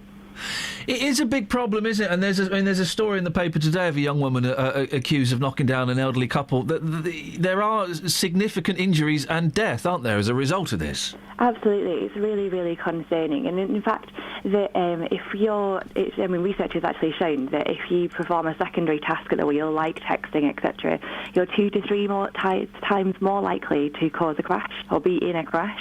So that's a huge number. Thames Valley Police, 700 people in a week. Is this going to have much of an impact, do you think? It really should, but what's disappointing to see is that the government is still cutting back on the road traffic police. They're still cutting funding to these vital services. So police can only spend a small amount of time looking and cracking down on these particular areas. Like, for example, Thames Valley Police has done it for a week. So hopefully we'd like to see it have a big impact and make people think twice. But what we really need to see is more road traffic police and more funding in that area. What about those Bluetooth things? I absolutely hate because you can't hear what anybody's saying on it. The things in the ear. Or there are some people that have even got fancy cars that that take the phone call through the car. Yeah, absolutely. And it's really difficult when you consider, driving with a hands-free or with a handheld. They're just as dangerous as each other. It's just that if you feel that it's part of your vehicle, like some of the really new cars have got it all fitted, like you say, it makes you feel like it's safer, but it's actually not. Oh, so you would suggest, and I don't know maybe you know what the law is, but you would suggest those cars where you kind of plug your phone in and the phone call comes through the speaker, that would be inappropriate. Why would that be? It's about it's a bit technical, so sorry for it's 7:20 in the morning, but it's about the cognitive distraction. Yeah. So it's about things like, when you're driving down a motorway, for example, and you can't remember the last turning because you've been thinking about lots of other things. Yep. That's the kind of distraction that happens whilst you're hands-free. Well, in that case, we shouldn't have the radio on in cars or talk to people, should we? It's kind of a different thing because you can ignore the people in the car. But if I've had conversations with you talk to people when you're driving. Yeah, definitely. But they can see what's coming up in front of you, whereas people over the phone can't. Okay, and that would have an impact how? It means that they can stop talking. They don't. I was in the car with my mother-in-law last night. They don't stop talking. And also the radio's on as well. So we should, following it to its natural conclusion, if you can't have those phone conversations where the phone's plugged in and comes through the speaker, you shouldn't have the radio on, because that's distracting as well, isn't it? It is potentially distracting, but of course you're a radio DJ, so you don't like to think that you might be ignored. Oh, no, I couldn't give a stuff. Most people ignore me anyway. But but it's the same thing, isn't it? It's distracting. It is distracting, but the main thing is that when you're talking to somebody on the phone on a hands-free, that you're thinking about that phone call. It might be a business call, like the chap said on the phone. So they're a little bit more difficult to ignore than yourself. Sarah Jane, good to talk to you. Thank you, Sarah Jane Martin from the Safety Charity Break. Jamie's in Dunstable. Morning, Jamie. Hi, good morning. What you got for us, boss? Yeah, I was just listening to one lady said about taxi drivers on the mobile. Yeah. I had to go to hospital every day for about 3 weeks a while ago, and every one of those taxi drivers was on their mobile, playing games, texting, anything but looking at the road generally. What, while they were driving? Yeah. They were playing Candy Crush and stuff? Yeah. Flipping heck. Did you not have a word with them and say, hey, come on, fella? Oh, yeah, some of them I did, and I'm amazed the police don't pick them up, because none of them had seatbelts on. They're always texting, they're always playing games. It wasn't like the odd one. There wasn't a single exception to the rule. Come on, Jamie, you've used your phone while you're driving, haven't you? I've got a hands-free kit, so I use that. Well, we heard there from the lady from Break that's just as dangerous. I disagree with that, because on a hands-free kit, if something comes up, I just ignore whoever's talking to me. Your brain, you can switch off, and the person just thinks you ignore them. That's tough. You can easily... Your brain prioritises things, and if something's happening in front, your brain will shut out whatever else is going on in the background, including who you're talking to. I don't know if Sarah Jane's a parent, but I don't know if you've ever driven with kids in the car. It's a distraction. Oh, yeah. It's a massive distraction. Obviously, you're focusing on the road because you don't want to have a crash, you don't want to hurt your kids. But they are flipping distracting, aren't they? And, all right, let's be honest. As parents, we've all reached around to pick up the toy that they've dropped on the floor while you're driving. We've all leant back to give them a bottle of water or something, haven't we? Yeah, I'd say children are far... Because I had a little boy, and I'd say he was far more distracting than a hands-free kit ever was. Jamie, thank you very much. I probably shouldn't have admitted that. You're right, sorry. Sorry, wrong hole. Always. What shouldn't you admit? Always awkward. You've completely thrown me there. With the kids in the back of the car, I've done the thing of while I'm driving, reaching around and picking up the toy that's been dropped on the floor. Because they're driving you nuts. Yeah, because they're driving you nuts. I've been tempted. I have to stop myself. Very tempting. They always lob it down like some sort of crack or crevice, impossible to retrieve. And I don't have as long arms as you, obviously. OK, well, that's interesting that you say that. What are you doing that motion for? Motion of the ocean, isn't it? Pat's in Houghton Regis. Morning, Pat. Good morning. What you got for us, Pat? Oh, mobile phone users. Yep. The subject that, a lot of us hate, but we love talking about. And that's all we're doing, talking about it, because the police are just absolutely useless in trying to solve this problem or do something about it. Well, in Thames Valley, they've nicked 700 people in a week. That's doing something, isn't it? Yeah, but what about Bedfordshire Police? How many have they nicked in a week? I don't think they've nicked any in a week, Pat. No, exactly. I think what it is, when you get people saying, at Christmas time we're going to do a drink drive campaign and we're going to pull people over, well, the stats are showing that you're more likely to be killed if someone using a mobile phone. So why don't they start having gatherings at certain points, pulling people over, so we can see they're actually doing something active about it? But the thing is, right, it would cripple the police if they were constantly monitoring roads to watch people using their mobile phones. Well, it's better than crippling a person, isn't it? But Pat! I'm going to give you that one, Pat. I can't. You snatched it out of my hands. About time and all. Oh, Pat, thank you. Fair play. He pwned me. He pwned me. As a pwning is attempting to take place on Twitter. Is it? Richard Stay has... He's a serial ponist. Richard Stay said, as I said, Iain Lee, the event at Milton Keynes Stadium is an LABC regional event. Represents building control folk. It's not a CBC event. OK, it's on the Central Beds website, but OK, point taken. He goes on to say, so point stands re Luton Council spend £60,000 at a five-star hotel. Doubt it would happen in Central Beds. #champagne socialism. Then Martin Pantling, who's a pianist, says, actually, no, Richard, as private money to support promotion of town. Anyway, leave me out of it, guys. And on it goes. On it goes. Expect this for the next month. I've put something out on Twitter I think people can get hold of today. Yep. Network Rail say women and drunks are the most likely to fall down the gap. Drunk women. Drunk women, what have you fallen down? Ladies and gentlemen. 459 455 555. Thank you very much indeed. Travel news for beds, cards and bugs. BBC Three Counties Radio. On the M1 northbound, there's a lane closed just between junction 10 for the Luton Airport Spur Road and 11 for Dunstable Road because of an accident. That's causing queues, and it's also stop-start southbound on the M1 between junction 12 for Flitwick and junction 9 for Redbourne because of another accident that's now on the hard shoulder. The A5 is blocked in both directions because of an accident at Lynch Hill, and that's causing delays to Church Street and also from West Street. And in Woburn, on the Woburn Road, there's reports that an obstruction is in the road Astley Lane because a grey car has been abandoned in the road there. Samantha Bruff, BBC Three Counties Radio.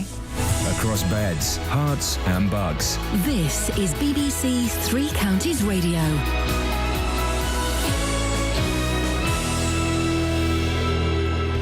It's 7:30. I'm Simon Oxley. The Conservatives are criticising Labour-run Luton Borough Council for spending £60,000 in the last 3 years at the five-star Luton Who Hotel. The council says the money was spent by the Love Luton campaign, which is funded entirely by local private sector partners. Thames Valley Police say they're disappointed after hundreds of drivers were stopped for using a mobile phone during a week-long campaign. Over 700 motorists were stopped, including 136 in Buckinghamshire. And treasure discovered by a metal detector enthusiast in Buckinghamshire goes on display at the British Museum this morning. One of the largest Anglo-Saxon hoards ever found in Britain was discovered in the village of Lenborough near Buckingham in December. Three Counties Sports. BBC Three Counties Radio. Milton Keynes Dons lost 2-1 at Bradford last night and missed the chance to go back to the top of League One. Carl Robinson's side had taken the lead early in the second half through Dele Alli, but came unstuck in the Bradford mud. They have better players to play on that type of surface than what we do, and we couldn't match them. We tried our damnedest to play a little bit longer and a little bit different to how we normally play. You can see it just doesn't suit us. Tonight, Watford make the short trip to fellow Championship promotion contenders Brentford. Here's manager Slavisa Jukanovic. I expect it's not going to happen something similar to what we last game where we play away game. It's important for us. It's all the game is important, and Bradford now is first what is front of us. Bradford played good game. In League Two, Wickham host Plymouth, Stevenage are at home to Bury, and Luton host York. The Hatters' new signings, Ryan Hall and Nathan Adua, could make their first home appearances. Striker Jayden Stockley is impressed by Spurs youngster Adua. I know he's very direct. He's one of them players that you just want to give the ball to, especially me just being a lump in the box. So I'll stay in the box and just give it to the players that are better on the ball. So I give it to him and let him do his magic, and hopefully I can capitalise on that. And there's full commentary on the matches involving Watford, Wickham, Stevenage and Luton in tonight's Three Counties Sport from 7. There are 4 Premier League matches tonight, including Arsenal versus Leicester and Liverpool at home to Tottenham. Boreham Wood are back on top of Conference South after a 3-0 win at Farnborough last night. Tonight, St Albans are away to Haventon Waterlooville. And Rye House Speedway in Hertfordshire has been sold to local businessman and touring car driver Warren Scott.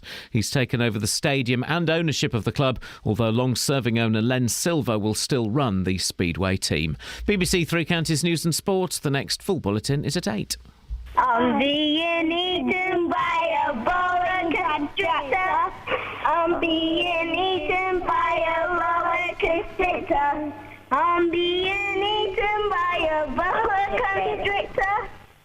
And it goes like this. Oh no, it's swallowed my toe, it swallowed my toe. Oh gee, it swallowed my knee, it swallowed my knee. Oh heck, it swallowed my neck, it swallowed my neck. Oh dread, it swallowed my stomach. Call 08459 455 555. BBC Three Counties Radio. I'm feeling sexy. Oh, gosh. No, I'm feeling a little, sexy. I am feeling a little bit off kilter today. I'm just feeling that I've got that kind of slightly dull... Is it your hair? Sorry? Is it your hair? No, my hair's looking good today, I think.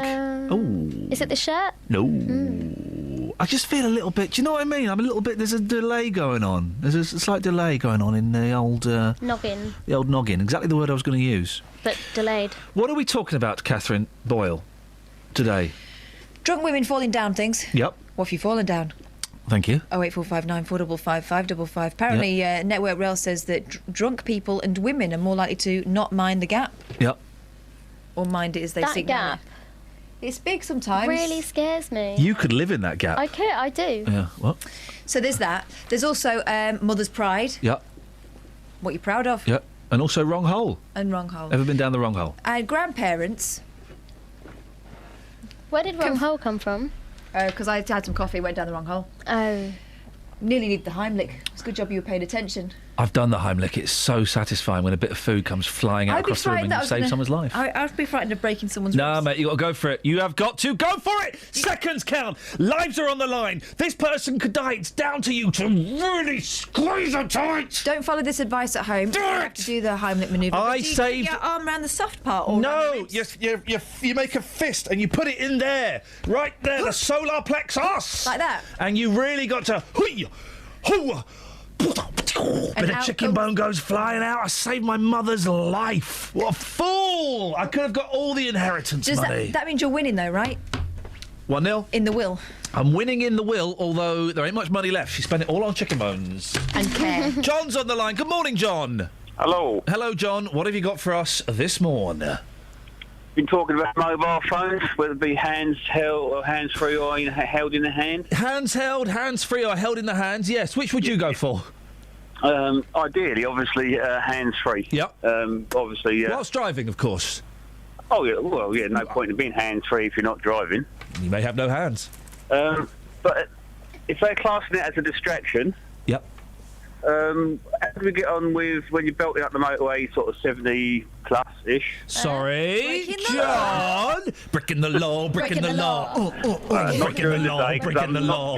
Yeah, not during the day. I'm limited to 56. Okay, but at night time, it's anything goes. As we know, the speed limit is removed at 9 p.m. It's not. Something like that. Yeah. You've got all these fields with half lorry trailers and stuff. Advertise your business here. Oh, yeah. And no one ever advertises their business there. And the fact that an advertise your business there isn't getting any phone calls would imply that that's not a very good place to advertise.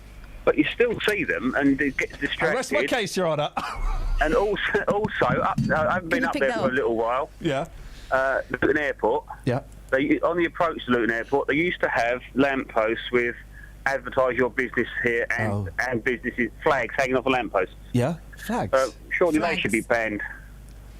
I think those ones are bad. Things like Old School Reunion and Bad Boys 96 Comeback. And Earn Money From Home. Yeah, I think those are banned. It's just dodgepots that go and hang those up, isn't it? No, it's not those ones. Oh. They actually have, at the top of the lamppost, great big banners hanging down. Actually, I know what you mean. Yeah, yeah. Well, I did start a campaign that lasted all of about 20 minutes on this show a couple of years ago of getting rid of street furniture. I don't think there are too many signs, there are too many bits and pieces up about on the streets. How do you feel about bollards? Beg your pardon? I mean, that's street furniture. That's Yeah. necessary, isn't it? No, I'm talking about signage, mate. Stop being facetious. I'm with John. There's too much signage. And as I've get said, rid of it all. And I've said before, John, and this is cold, let's ban those roadside tributes. The roadside memorials. You know, the teddy bear that's tied to some railings, or the flowers that are dying where someone else died. Let's get rid of those. They're distracting. I can understand the parent wanting to put a bunch of flowers, but not like 50 bunches of flowers. And like so, once they've, leave them up there for a week and then go and take them to the I main don't parade. think, because they distract me. I'm able to, I think, pretty much ignore billboards and advertising hoardings and things like that. I can pretty much. And although some of those Marks and Spencer posters are a little bit blue, have you seen them? They're a little bit raunchy. That's distracting to the old eye. I saw one on the side of a vehicle yesterday on an Arctic trailer. Yeah. It was virtually a naked lady with just a circle over a top section and then a pair of skimpy bottom sections. But obviously, you're looking at it, that's nearly naked. Top that one. section and the bottom section? Yes. Covered by a circle? It's filth. But I can ignore most of those. I can ignore nudie women on vans, okay? Bet you can. But the roads... What, when they're shouting at you? I've never... have you ever... OK, here we go. Uh-oh. Hands up, who's ever driven along the road naked? Can you see my hand up? Oh, John, I can. We're going to let you go. Thank you very much. Haven't one of you done it? No, my mate has. Oh, wait, okay. I knew that there was a story somewhere. Drove along the road naked. Now, as a young man growing up reading adult literature, in the letters section, this was always happening, apparently. This was always happening, and I've never come across it. Kelly, tell us more.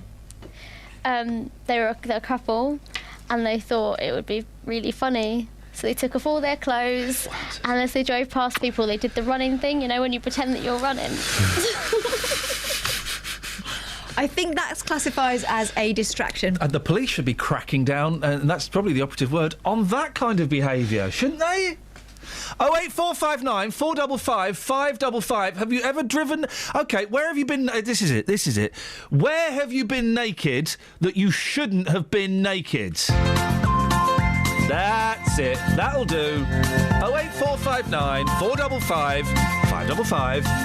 There's a voice that keeps on calling me. Down the road, it's where I'll always be. Every stop I make a new friend. Can't stay for long, just turn around and I'm gone again. Maybe tomorrow I'll wanna settle down. Until tomorrow I'll just keep moving on. Down this road that never seems to end. When new adventure lies just around the bend. So if you wanna join me for a while, just grab your hat, come travel light, that's hobo style. Maybe tomorrow I'll wanna settle down. Until tomorrow, the whole world is my home.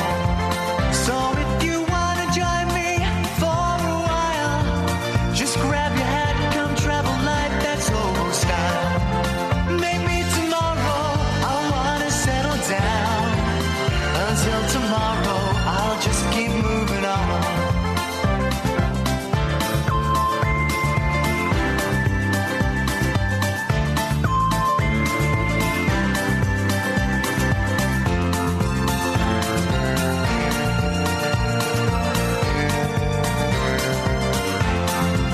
Maybe tomorrow I'll wanna settle down. Until tomorrow, I'll just keep moving on. There's a world that's waiting to unfold. A brand new tale no one has ever told. We've journeyed far, but you know it won't be long. We're almost there and we've paid our fare with a hobo song. Maybe tomorrow I'll wanna settle down. Until tomorrow, I'll just keep moving on. So if you wanna join me for a while, just grab your hat, come travel light, that's hobo style. Maybe tomorrow I'll find what I call home. Until tomorrow, you know I'm free to roam. Yeah, rat fans. Get me Dealey. Get me Dealey on this show. He's busy. What's he doing? Supplying our needs. Is he seeing the insane clown posse? Yeah. Better be. Okay, well, so that you're right. That breakfast is more, but the content of my guts is more important than the content of this show. Can I just say that the couple I was talking about earlier are no longer together, so they're probably not doing so that. their attempt to keep things spicy anymore. failed. So Never- keep your clothes on. Where have you been naked when you shouldn't have been naked? I know it's a very specific question. Cass pulled a face. I've just had a tweet through from friend of the show, Oh, yeah. the one who showed us his piercings. I bet he's been naked all the time. He went to the pub with an ex-girlfriend who was nude under his long trench coat. I I thought that only happened in select magazines. Yeah, I know. I've got Sean Timoney and Richard Stay having a massive Barney on my Twitter feed, including me. Sean, you should have come on this morning. Yeah. Should have come on this morning. You're still time if you want to give us a ring. Yeah, please do. 08459 455 555. Otherwise, we're just going to end up talking about naked people, which is not as exciting as it sounds. No. I don't think it's very practical. No, I mean, I hate being nude. I hate it. It really is. Dennis is on junction 11 of the motorway 1. Good morning, Dennis. Good morning. Are you clothed? I am at the moment. Good. Oh, okay. Are you not always? No. Tell me more. There are times I wander around with no clothes on. Where do you do the running? Around my front room. In your front room? Yeah. The only two rooms I'm naked in my house are my bathroom, sometimes my bedroom, but generally it's just the bathroom. I'm all over the house sometimes. Oh, you dirty... Look, isn't that filth? That's the laugh of a deviant as well. That really is an unpleasant laugh. Is that what you've called in for, Dennis, to show off about your nudity? No. Oh, go on then. No, I was calling about something that happened on the road yesterday. Oh, yeah? Coming home from work. Go on, tell me.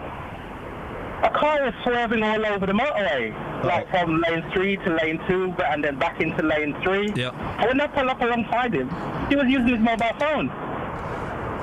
And it annoyed me so much, I rolled down my window and I had a right go at him. Yeah, because that's safe, arguing with people while you're driving down the motorway at 70 miles an hour, Dennis. Naked. We had stopped. He'd stopped. We had stopped. Okay, Yeah. and what did he say?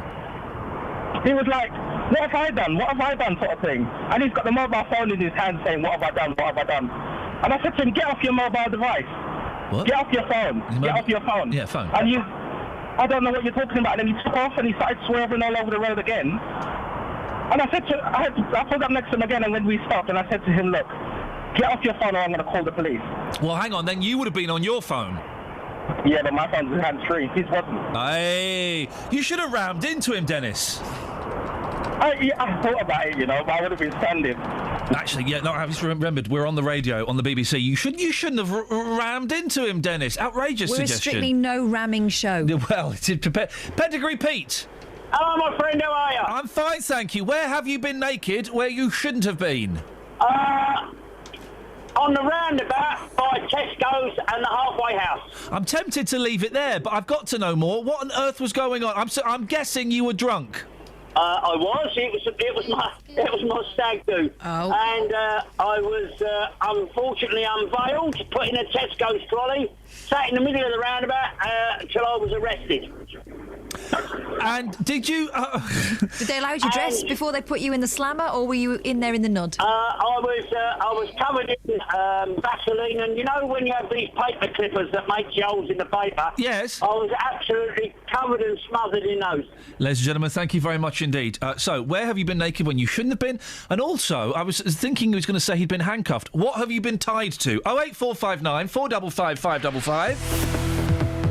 Travel news for beds, cards and bugs. BBC Three Counties Radio.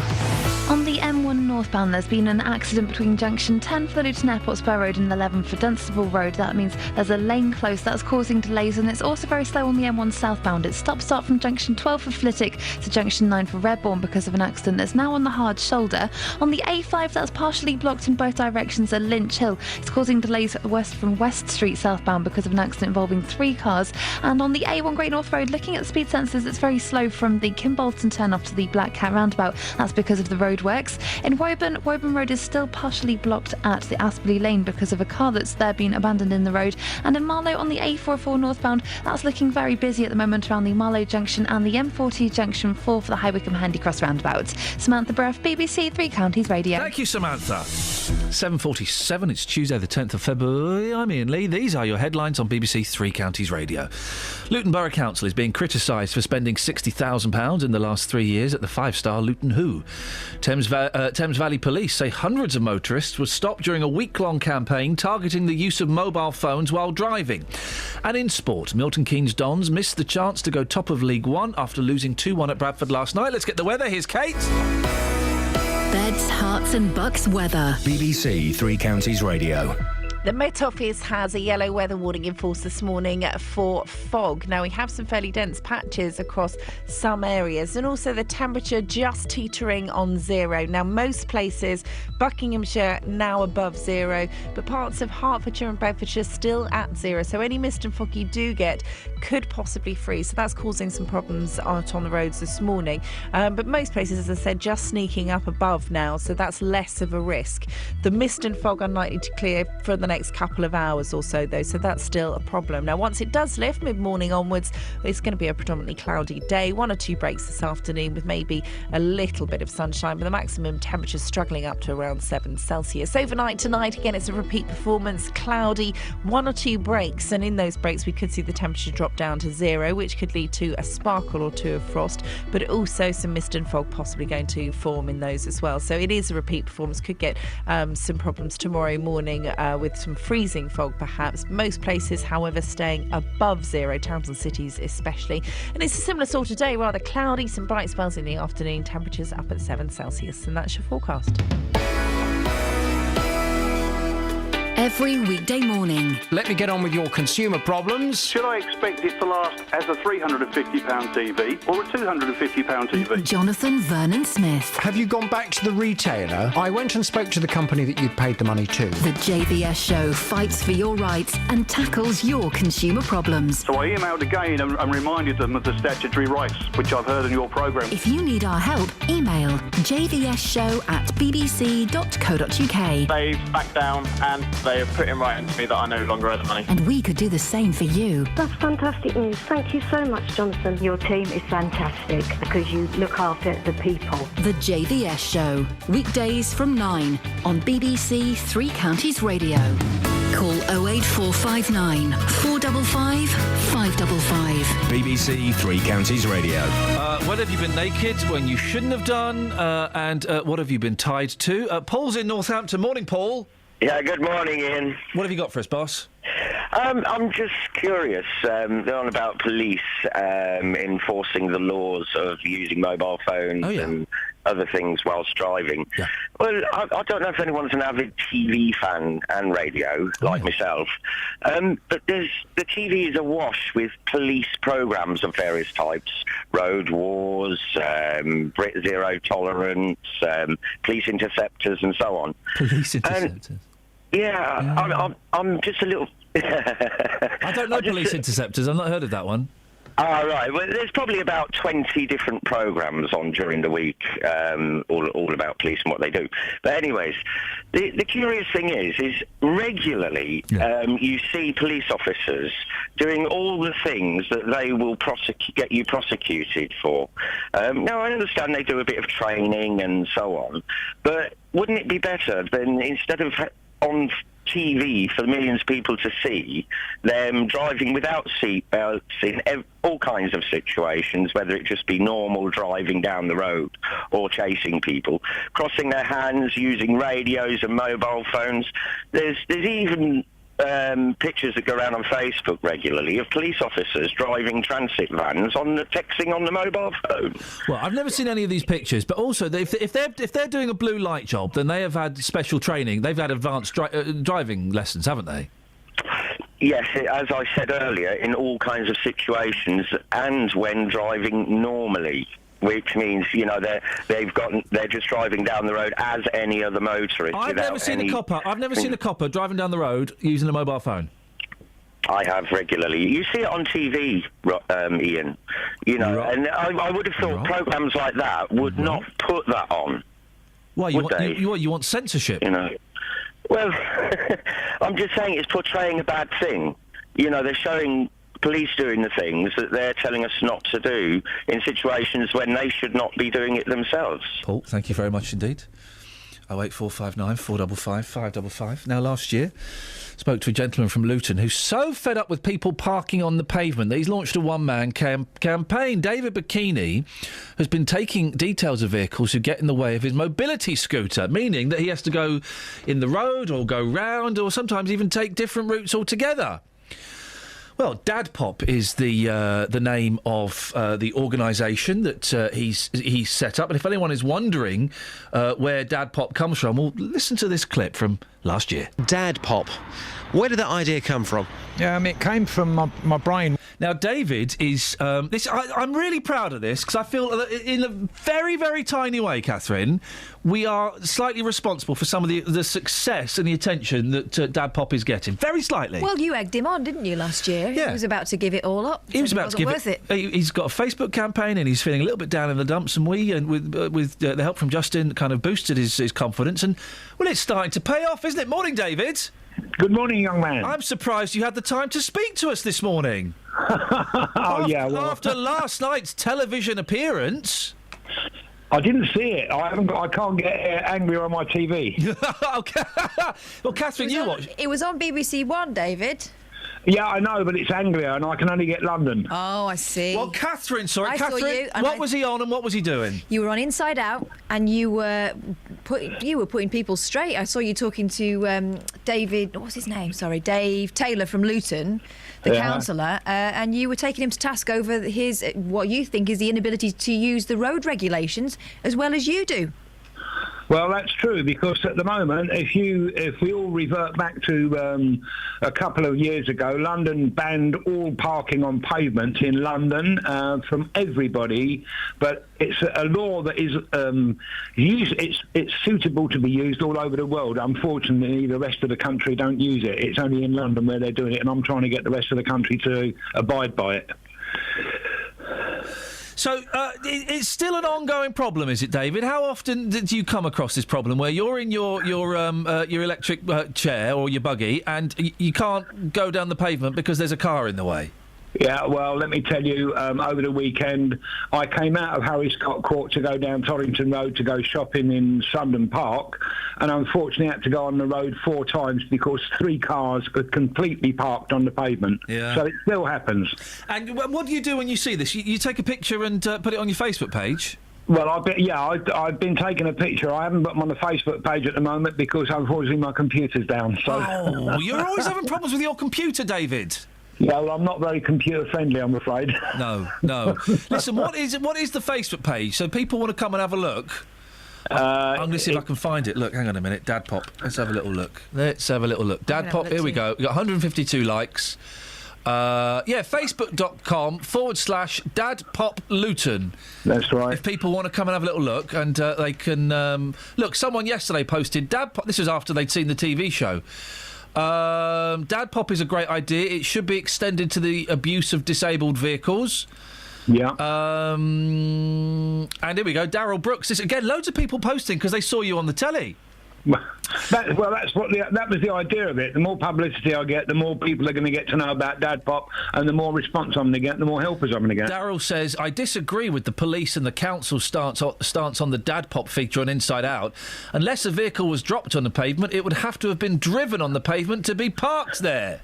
Correct. So lots of support. It does annoy me. As you know, David, my mum's in a wheelchair, and whenever I park, and sometimes you have to park on the pavement. Yeah. And sometimes you're allowed to, but whenever I do, I always make sure that there's room, that you can get buggies through there, you can get wheelchairs, you could go, because otherwise it's just selfish and it's unfair. That is exactly the way and that is what I'm trying to educate drivers to do. I have no objection to people if they've got to put 2 wheels on the curb. But if they're going to park their car on the pavement in such a way that it obstructs other people, including mothers with children and disabled, blind, all sorts of other people, you know, even the old people walking their dogs can often get into trouble with it. And we need to change the attitude of the driver. That's all it is. David, listen, we got really excited when we heard you were going to be on the TV, and Catherine was sending me pictures. I've got to be surprised, David, having not seen you from behind before, I'm surprised you're sporting the ponytail. You look got a bit of the Mick Fleetwoods about you. I'm sorry about that. I made a promise to one of my friends before he died that I'd never cut my hair again. Did you really? Yes, I did. What? Can I ask why? Why was that so significant to your friend?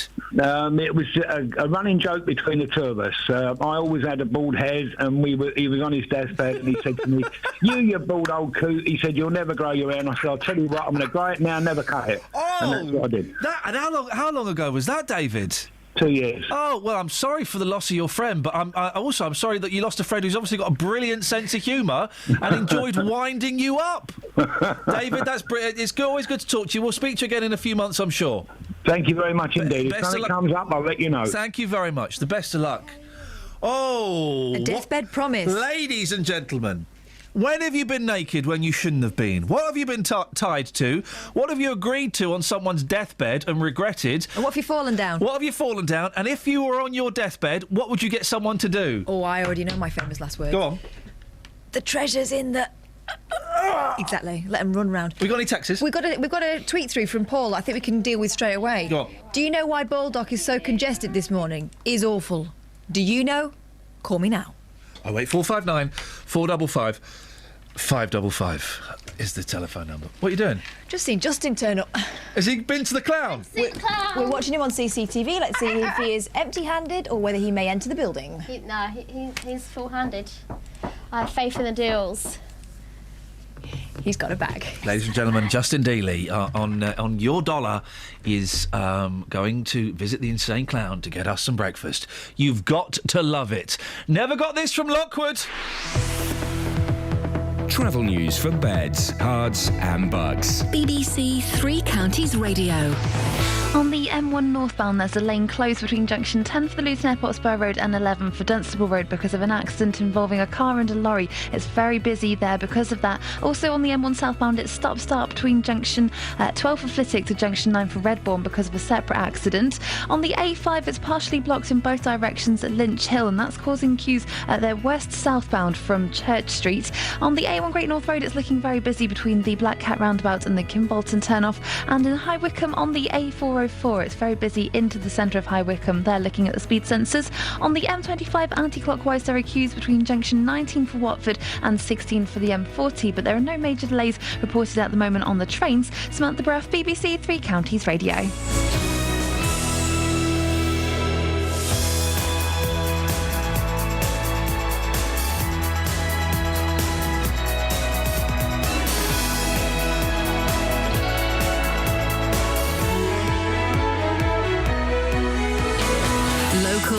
Vocal across beds, hearts and bucks. This is BBC Three Counties Radio.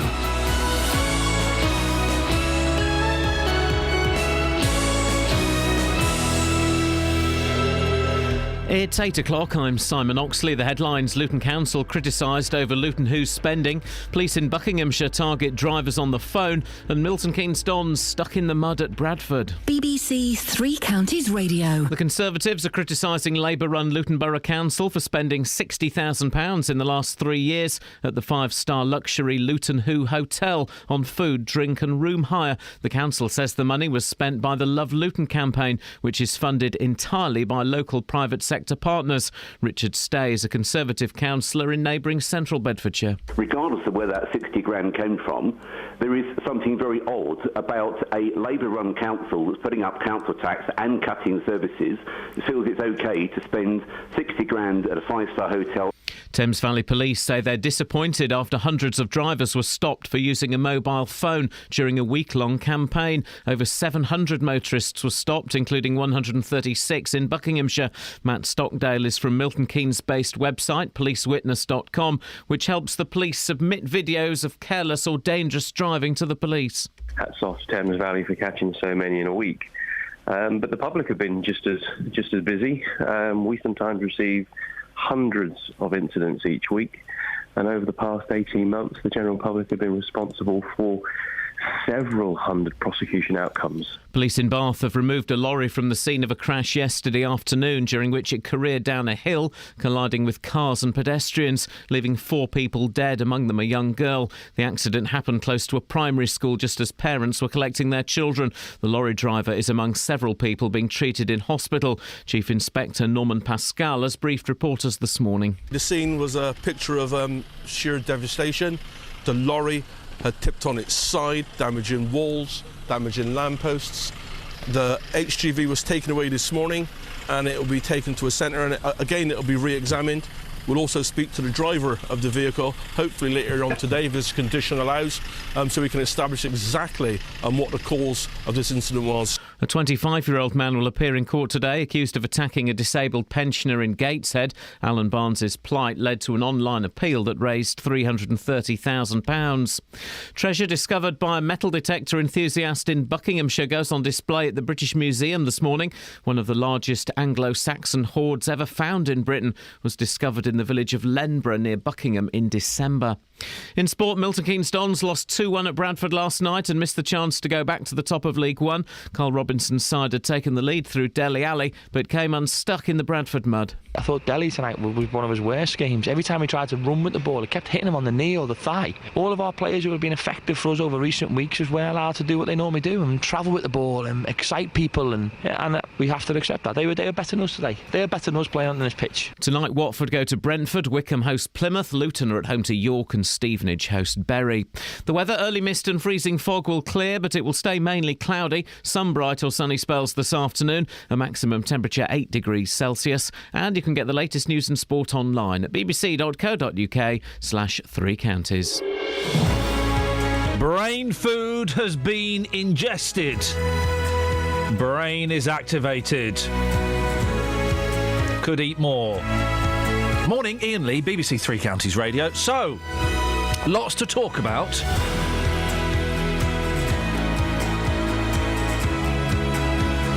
But the main questions are, where and when have you been naked when you shouldn't have been, particularly if you've ever driven naked? What have you been tied to? What have you fallen down? Deathbed promises. 08459 455 555. Across beds, hearts and bucks. This is BBC Three Counties Radio. My ambition, and I haven't got a will. I need to get a will. But I do want to put that thing in the will where my family can only inherit my worldly goods if they spend the night in a haunted house. Yes, do a video. Yep. You've got to do a video. If you're watching this video, that means I'm dead. Don't cry. Don't cry. All right, cry a bit. A bit more than that. Yeah, do a video, a death video. Mm-hmm. If you're watching this video, that means I'm dead. And you can do various alternative endings. I tell you what I miss. Those video games, actually on VHS tapes or on DVD. Yes. Where, like, murder games or, they were kind of adventure games. Where you'd Didn't you have a board game alongside them? Yeah. Sometimes? And it was, now play track 5. For one Christmas, my mum used to love Who Wants to Be a Millionaire when it was new. So I bought her the DVD game of it, right? I've got that. And I said to her, jokingly, oh, by the way, if you win it, you actually win £1 million. You fill in a form and you send it off. And she got to the £1 million and she thought she'd won £1 million. She's such a div, my mum. She's such a div. So how did you get around that? I had to steal £1 million from Chris Tarrant and give it to her. Did he mind? With my mind. No, did he mind? With my mind. No, but did he mind? With my mind. Ask it again, go on. Seriously, I'll answer it properly. Did he mind? With my mind. No, you've got a did he mind? With my mind. Go on, one more time and I'll answer it properly. Did he mind? With my mind. Now, the Conservatives are criticising Luton's Labour-led council for spending thousands of pounds entertaining guests at the 5-star Luton Who Hotel. Yes, Luton Who. Election campaign alert, guys. It's going to get nasty for the next few months. The figure of £60,000 was uncovered by Katie Redmond, who's looking to unseat Gavin Shuker as MP for Luton South. I don't know what you're laughing for. This is written in a foreign language and I'm translating it for you. The Borough Council says the money was spent by the Love Luton campaign, which is funded by private sponsorship, but admits the money is held in the borough coffers. Well, Lindsay Frostick chairs Love Luton's steering group. Morning, Lindsay. Good morning. Just for those who don't know, what is Love Luton? So Love Luton is a group of private businesses and massive employers across the town who come together to promote a positive image of Luton, both within the town and the community and outside on a national and international scale. And who decides who gets to spend the Love Luton money? The steering group, which is made up of a member of each of the main sponsors. Now, part of the confusion here, Lindsay, is this £60,000 that's been spent. It's in the Luton's bank account. Why is it in there and not in a separate bank account? Well, when Love Luton was originally formed nearly 5 years ago as part of the city status bid, that was why we originally all came together. Yeah. And that particular initiative, the city status bid, was led by Luton Borough Council, and the companies that got involved obviously put money towards that application and sponsored the kind of whole year's events around that. And at that time, the council offered to provide the admin part of the bank account, which was agreed by the steering group, and it's stayed there ever since. And it's important that it's somewhere that we'll always have access. It's by someone who's trusted, and obviously the contacts at the companies that are part of Love Luton do change from year to year. We've been going for 5 years now, so it's important there's some consistency. So the council just provide the admin of taking the money in and then spending the money out. Now, you spent a third of your annual budget in 1 year on Luton Who. That does seem a little excessive, doesn't it? Right, the £60,000 is between 2012 and 2015, so that's 4 separate years, and 60,000 divided by 4 is 15,000. So that's not our whole budget at all. In 2013, 2014, it was £35,000. Yeah, so that was some of the previous year and some of this next year coming up as well. Okay. Why? And it's for a lot of this is for an awards ceremony. What's so special about these awards? Well, clearly you've not been to them, Iain, and anyone who has will tell you why they are so special. We invite over 300 people from Luton who contribute to the community, either through volunteering or through bravery, or providing opportunities that some of the people in the town don't have, and we recognise their commitment and pride in the town as part of that event. It's 5 years strong now, and it attracts an amazing amount of attention. Instead of having a posh a posh hotel with posh dinners where everyone's dressed up smart and slapping each other on the back, why not donate to their causes? Well, we do that as well. So but I think award ceremonies would go a long way, wouldn't it? Well, it would, but I think award ceremonies are particularly important, and you'll have been to some yourself for radio awards. I imagine they're on a similar grand scale. Yeah, they're silly. Well, I'm sure you went, Iain. Yeah, I went, but I do stand by the thing. An award. Yeah, well, yeah, of course I did, but I stand by the thing that they're silly. The award ceremonies, you know, listen, I do well enough. I'm not bothered about awards. They are silly. When people are getting grants cut, to spend 35 grand on something like this is a little bit it's obscene, isn't it? Not at all, because it's not 35 grand on one event, and that's quite important. The other thing is that Love Luton promotes pride in the town, and it offers a huge amount back to the community. We offer events right across the town. Why and not a huge have number. the, I'm sorry, I'll just finish. A huge number of people have benefited from the events that we've done. So I think it's really important to remember what's good about Love Luton and the good work it's doing. You're right. I mean, I live in Luton, so I'm a resident of Luton, so if the council were wasting money, I'd be a bit peeved about that, but I know full well they're not. You're right. Why aren't the awards in Luton, then? Because there's not a hotel that can accommodate that size event, unfortunately. Oh, so Luton's not that great, then?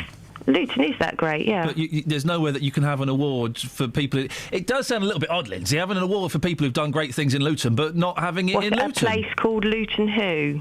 Yeah, but it's not in Luton. Well, it might be called Luton Who, but it's not in Luton, is it? Well, we're talking boundaries now. I think Luton Who offers a really nice opportunity for people to go to visit a 5-star hotel.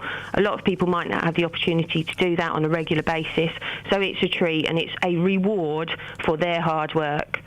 It's a reward. Listen, you've obviously been caught up in all these politics, and it's all kicking off on my Twitter feed. No, well, I'm not caught up in the politics, and I wouldn't entertain that. What I'm very positive about is what Love Luton does and what it does well. But the very fact that you're on talking about this, the very fact that this figure has been released, the very fact that it's being talked about, you are caught up in the politics, and you sound angry. No, I'm just disappointed when something like Love Luton that only does good stuff is caught up in somebody just trying to promote themselves. It's very disappointing. Of it, yeah. And so I'm here just to justify what we do. Good for you, Lindsay. Always good to talk to you. Thanks for coming on. Bye-bye. Lindsay Frostick there. I've been to award ceremonies begrudgingly. Do you know why I went to the 2 of the 3 award ceremonies? Because I was told I had to go. Pointless. Not necessarily saying this is the case in this instance, but I'm not. Don't play the "you've been to award ceremonies" card on me. Hate them. Pointless. Silly. 08459 455 555 is the telephone number. If you want to give us a call. Sian Timoney. Right, I'm going to tweet her. Either come on the radio or leave me out of your tweets, please. Right. Who's on fader 1? Ramesh. Good morning, Ramesh. Good morning. What would you like to say, Ramesh? I would like to say something about the council tax.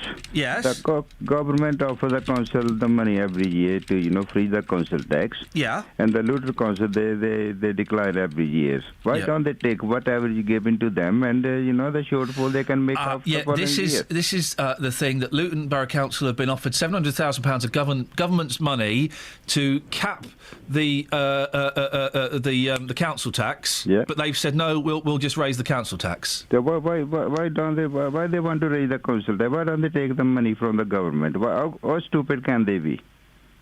Well, I don't understand why. And if Sian Timoney, who's listening and is tweeting me, wants to come on and explain it, Ramesh. Yeah. I'll happily put that question to her. Yes, hey, ever been naked? No, never. What, never? No. You've never been in the nuddy? In the bathroom. In the bedroom. Same as you, my friend. Yeah, I don't like it. I don't like it at all. Same like you, bedroom and the bathroom. So not at the same time, I hope, Ramesh. No, different time. Thank you very much indeed. Quite right too. He's a decent man. Very decent man. I've just tweeted Sian Timoney from Luton Borough Council. What's going on? Sian, either come on the air or leave me out of this Twitter spat. I don't want to get involved. Well, I want to get involved here. I don't want to get involved in Twitter. I want to tweet about the monkeys and stupid stuff. Would you like some naked texts? Yeah, I would love some naked text, as long as they don't include photographs. Snuffers. At my stag do in Watford, why is it always stags? Stag do in Watford, we played football. During the game, every time someone scored against my team, I had to take off a piece of clothing. That'll learn you. Oh, I bet your team were letting them in. Hey, Half an hour later, I was completely naked, apart from a pink cowboy hat. Oh. At the end of the game, I went to find my clothes, found them missing. Yeah, here we go. Walked back to the centre and smack bang into a children's birthday party. Boy, oh boy, oh boy, get the balloons. Just the pink cowboy hat to cover my decency and shield their innocent eyes. Good news is that I still have a clean CRB. I hate those kind of stag stunts. They get on my nerves. I think they're awful. Horrible things. I'm going on a hen weekend later on. Do they say, well, are you going to wear wings and halos and learner plates? She's a mature bride. Yep. Well, she's an older bride. Yep. We're going to go somewhere nice and just hang out in a nice big house, and I'm not cooking. That sounds... I can do that. I just don't want to be going out with L plates or veils or garters or strippers or enforced good times. Sounds like a plan. 08459 455 555.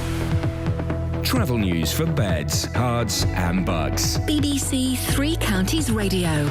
Between Markyate and Dunstable, the A5 is partially blocked in both directions near the Pack Horse pub at Lynch Hill, and that's because of an accident between three cars and a lorry. It's causing queues westleigh southbound from the High Street North. On the A1 Great North Road, there are queues from the Kimbolton turn off to the Black Cat roundabout through the roadworks, and in Baldock on the A507 southbound. Looking at the speed sensors, it's very slow between the A1M junction 10 for Stotfold and Whitehorse Streets. Looking at the motorways, the A1M southbound is very slow from junction 9 for Letchworth and 7 for Stevenage, and it's very busy on the M1 southbound through junction 12 for Flitwick to junction 9 for Redbourne. It's after an accident earlier. The M1 northbound, though, has all reopened and it's easing off between junction 10 for the Luton Airport Spur Road and 11 for Dunstable Road. Samantha Bruff, BBC Three Counties Radio.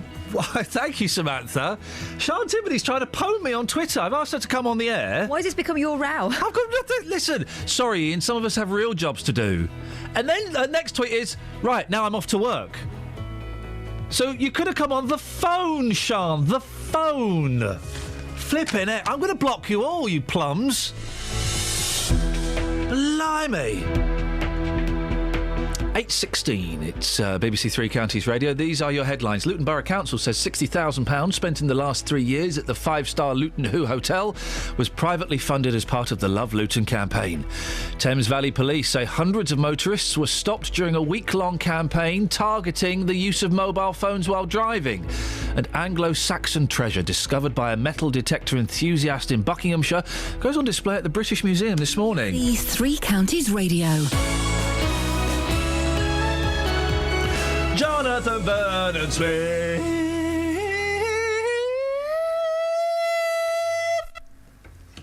You all right? What are you laughing at? No, it's lovely. Good good echo at the end there. The echo don't always work here.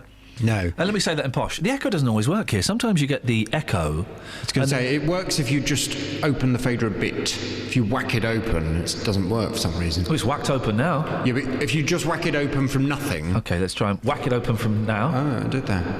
Oh. I take it back. I've got a bit of a headache. Have you? Yeah, I've got a little bit of a headache. Feeling it today. Are you?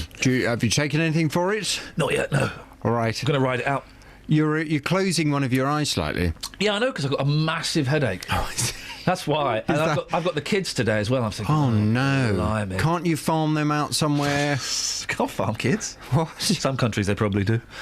What's on your show this morning?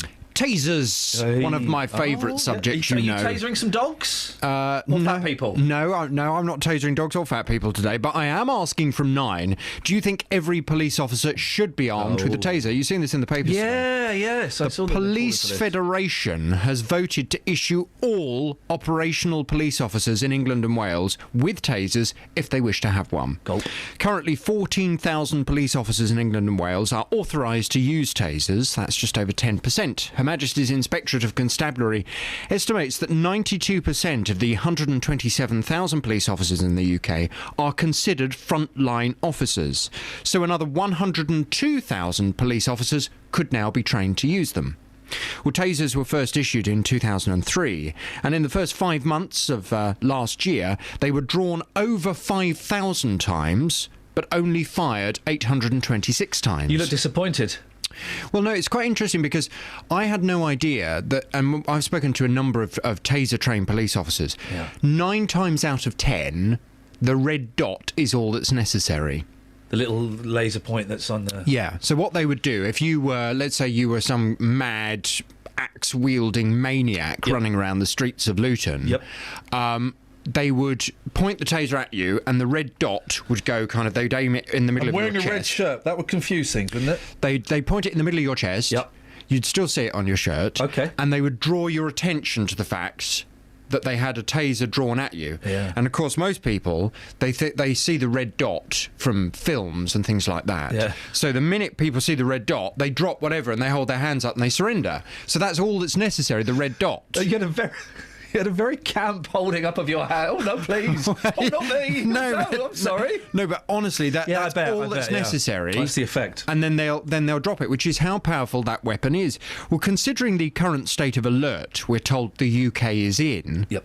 In the wake of the terror attacks in Europe, I want to hear your thoughts this morning from 9. Do you think every police officer should be armed with a taser? Is it sensible? 08459 455 555. Your call from 9. Three Counties Sport. More live football tonight here on BBC Three Counties Radio. Watford are at Brentford. Here comes a Vitra! It's 4! Luton at home to York. And then into the net by Andy Drury. Stevenage take on Bury. He's gone in as well from Dean Wells. A late run from the Stevenage defender. And Wickham host Plymouth. It's Fred Onyedinma to put in the rebound. Completely unmarked. He couldn't miss from there. Live commentary on your local team. Tonight from 7 here on BBC Three Counties Radio. Boom shakalaka.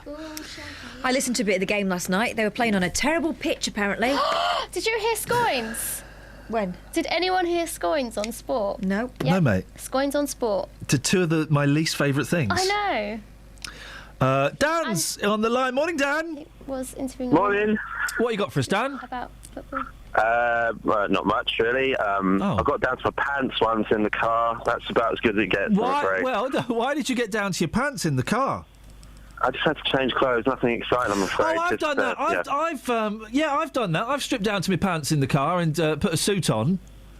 Yeah. It's not that bad, is it? It's it's acceptable, I think. I did it in a horrible NCP car park in what's that place? London? No. Paris? No. New York? No. Peckham? No. Paris. Worthing.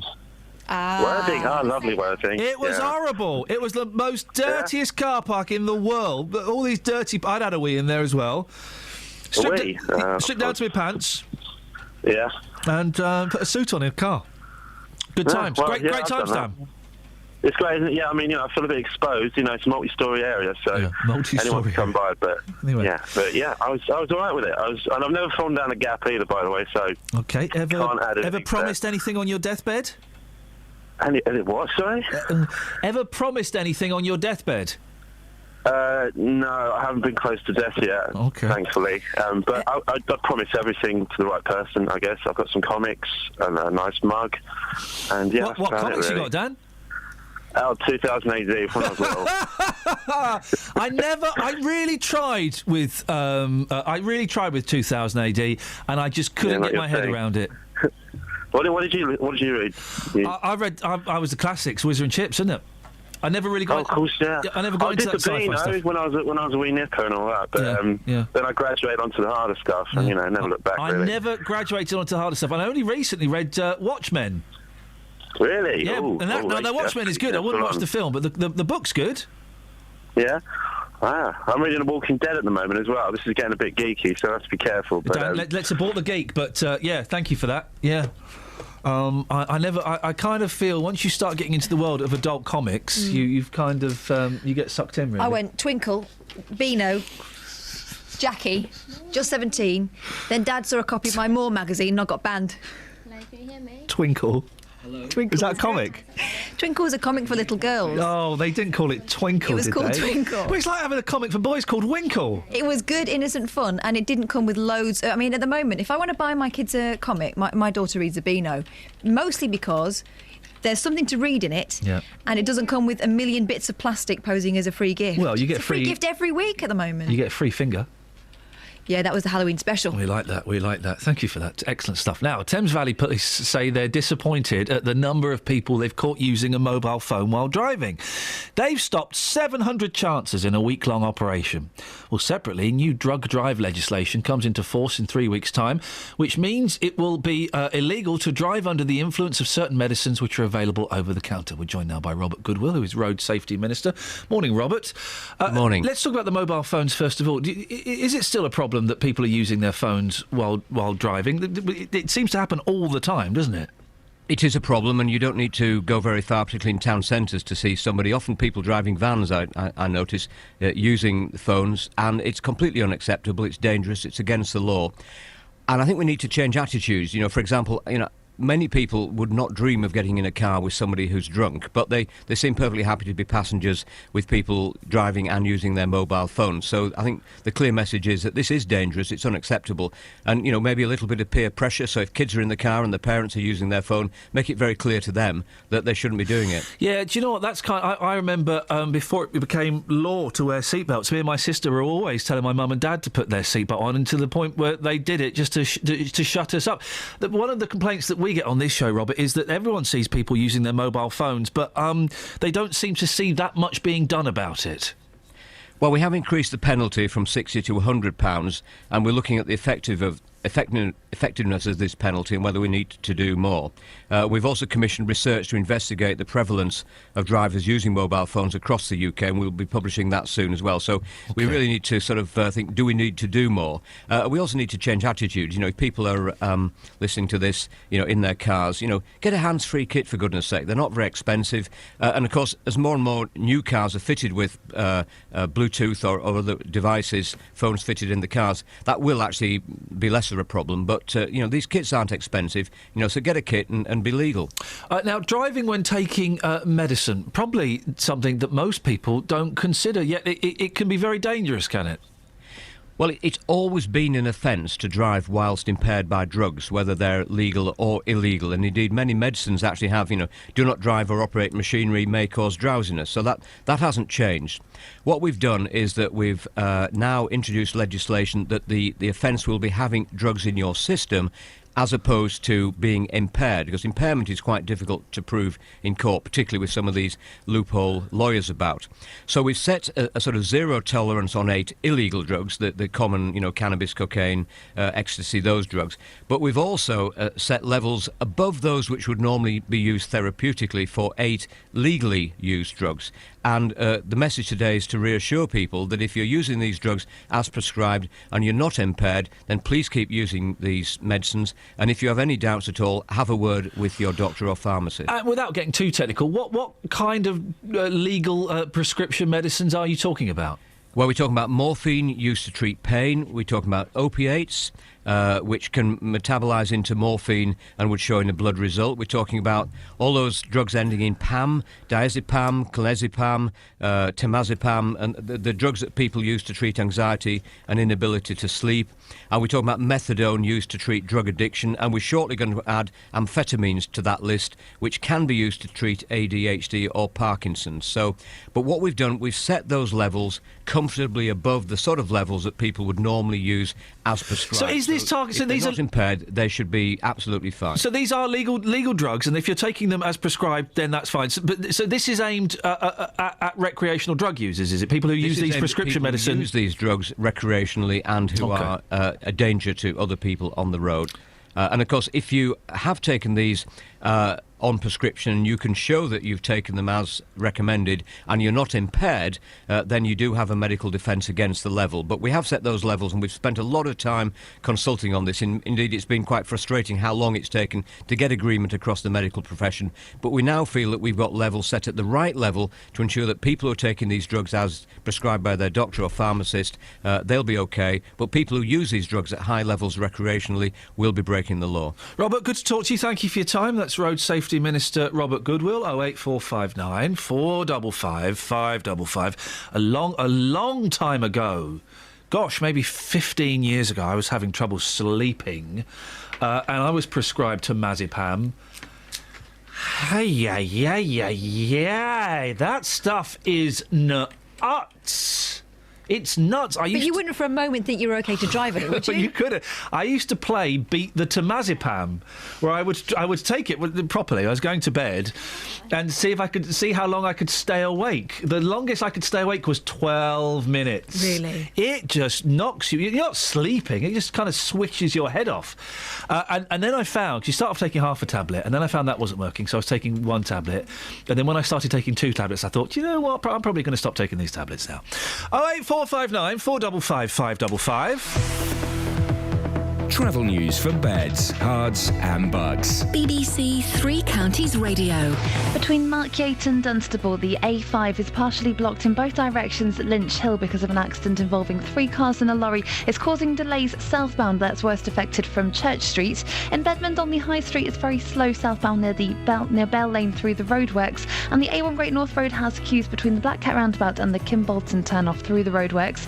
Looking at the motorways on the A1M southbound, it's very slow from junction 9 for Letchworth to 7 for Stevenage. The M1 southbound still very busy from junction 12 to Flitwick to junction 9 for Redbourne. And on the M25 anti-clockwise, there are queues between junction 17 for Maple Cross and 16 for the M40. Samantha Braff, BBC Three Counties Radio. Across beds, hearts and bugs. This is BBC Three Counties Radio.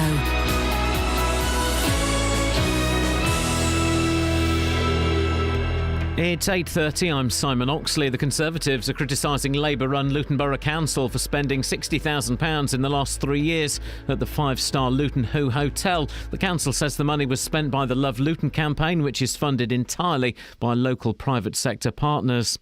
Thames Valley Police say they're disappointed after hundreds of drivers were stopped for using a mobile phone during a week-long campaign. Over 700 motorists were stopped, including 136 in Buckinghamshire. And treasure discovered by a metal detector enthusiast in Buckinghamshire goes on display at the British Museum this morning. Three Counties Sports. BBC Three Counties Radio. Milton Keynes Dons lost 2-1 at Bradford last night and missed the chance to go back to the top of League One. Carl Robinson's side had taken the lead early in the second half through Dele Alli, but the manager felt Bradford's second goal should have been disallowed for handball. The refereeing has to be better. It has to be. I've just been to see him then. He said he didn't feel like it was deliberate. But I think when it was on TV today, it just highlights how bad the decision was. Tonight, Watford make the short trip to fellow Championship promotion contenders Brentford. Here's their manager Slavisa Jokanovic. I expect it's not going to happen something similar to what we last game where we play away game. It's important for us. It's all the game is important, and Bradford now is first what is front of us. Bradford played good game. In League 2, Wycombe host Plymouth, Stevenage are at home to Bury, Luton host York. The Hatters' new signings, Ryan Hall and Nathan Adua, could make their first home appearances. Striker Jayden Stockley is impressed by Spurs youngster Adua. I know he's very direct. He's one of them players that you just want to give the ball to, especially me just being a lump in the box. So I'll stay in the box and just give it to the players that are better on the ball. So I give it to him and let him do his magic, and hopefully I can capitalise on that. And there's full commentary on the matches involving Watford, Wycombe, Stevenage and Luton in tonight's Three Counties Sport from 7 o'clock. There are 4 Premier League matches tonight, including Arsenal versus Leicester and Liverpool at home to Tottenham. Boreham Wood are back on top of Conference South after a 3-0 win at Farnborough last night. Tonight St Albans travel to Haventon Waterlooville. And Rye House Speedway in Hertfordshire has been sold to local businessman and touring car driver Warren Scott. He's taken over the stadium and ownership of the club, although long-serving owner Len Silver will still run the Speedway team. BBC Three Counties News and Sport. The next full bulletin is at 9.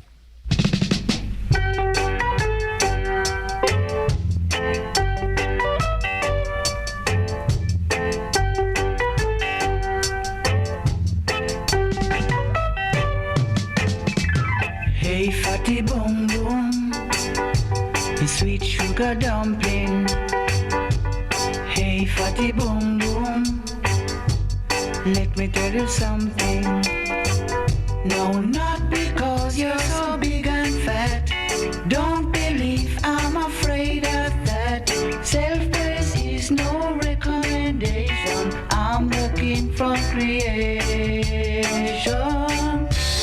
Hey, fatty So, boom the boom. mission is to find Carl Malcolm, singer of Hey, fatty boom boom. Calm Down. Justin took it to the beaches last week. Wrong beaches. We went to the wrong beaches, and you paid for that, dear listener. Your licence fee paid for him to go on what it turned out was a jolly. Indirectly. Directly. Directly. We get the money gets sent here. If you live in the area and you buy your licence fee, the money comes directly here. We look at it, we divvy it up on clothes and sandwiches and CDs. And Justin took a big wodge of that cash and went to the beaches. The wrong beaches. Justin dealing. So we're still hunting him down. What's the latest, Catherine? Well, Katya may be able to help us with that. not Katya is Katya, our she's an informal, absolute unpaid correspondent. Pain Intern. in the backside. She's our intern. Yeah, she's a pain in the backside. You know, we said to people, and we're saying this to you now, if you Yeah. want to send us stuff, send us stuff. Yeah. Katya did. Yeah. Otherwise, it's going to be the Katya show. Oh, she really gets on my nerves. We should stop. She's on the phone. What? She's on the phone. Oh. Hello there. Hello. Top of the morning to you. Good morning, Katya. What a delight it is to hear your dulcet Belgian tones. Yes. I did some investigative journalism. Hey, that's unusual for BBC Three Counties Radio. Yeah. Guys? Multitasking. Yes. Because I thought it was a little bit fishy that the J-Dog couldn't find Carl Malcolm, because it turns out he's all over the place, you know. You just Google him. Yeah. And you can find his website. Yeah. Contact, really big on the website. Oh. Call him, Yeah. talk to him, and here he is. And that's what I did. You know, so I found out that I think Justin is fiddling stuff. Well, you know Justin is fiddling stuff. Shall we have a listen to what you did, Katya? Okay, let's do that. Hello there, it's Katya, and unlike the J-Dog, I am a very big fan of the truth. And the truth is that Mr. Carl Malcolm, the genius behind the fatty bum bum, is really easy to find. Here he is talking to me a few minutes ago about his close encounter with Mr. Dealey. This guy, Dealey, he met me a few weeks ago. He said he was really excited to interview me in Jamaica. So when I told him I moved to London, I don't hear from him anymore. What do you want me to do now? You tell me. I don't know, just shame on Mr. Dealey for trying to go to Jamaica for free. But maybe you can sing us a song about Mr. Dealey. Okay. Hey, Justin Dealey, let me tell you something. Hey, Dealey, your career is ending. Let me try it again. Yeah. Hey, Justin Dealey, you don't deserve to have stuff for free. Okay, you're the Okay, best. then, bye-bye. Thank you, bye. See, that's really easy.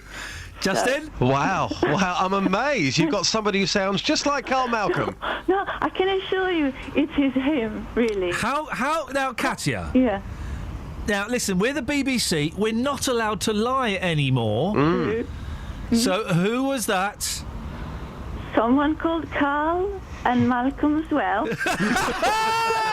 Justin, listen, fair play, mate. She got a lot further than you did, and you were on the beaches. Excuse me. Excuse me. I went looking for a one-hit wonder from, 1978, and as soon as I got out there, I found bigger and better. I found Sir Cliff Richard. What more do you want from me? We shared a lobster. I would have liked some audio of you with Cliff Richard. That shall remain private. Yeah, right. I've got to be honest, Katya. Yeah. I am getting... there's a real sexual tension. What? Between... Where? Down there.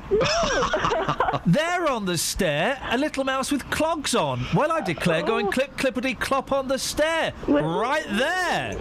Don't hear that song anymore, do you? Well, like the K-Dog and the J-Dog. Yeah, doing it. Yeah. So, because you keep doing these little... It's that thing in the playground, isn't it? If you can't kiss someone, you hit them. She's pulling his pigtails. She's pulling his rat's tail.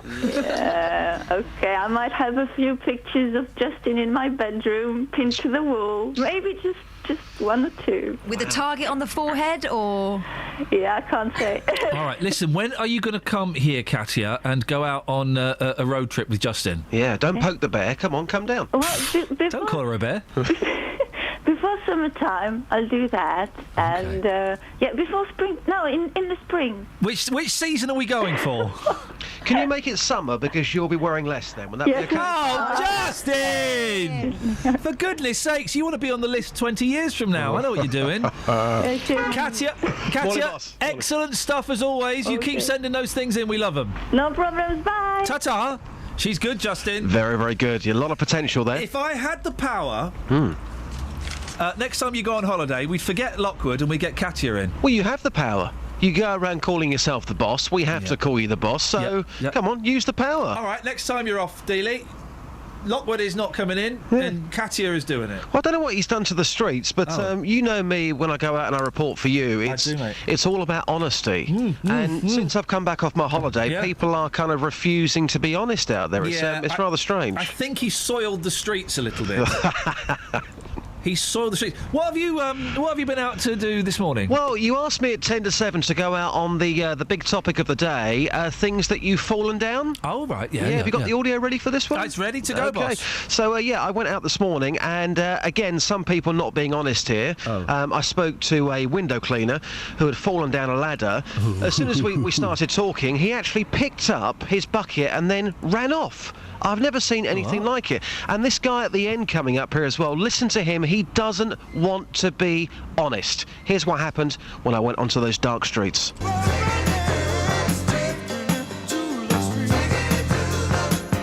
Taking it to the streets with J-Dog. Nicholas, tell us what you've fallen down. A manhole. A manhole? Yeah, a manhole. Where was this manhole? Hemel, I think. How big was it?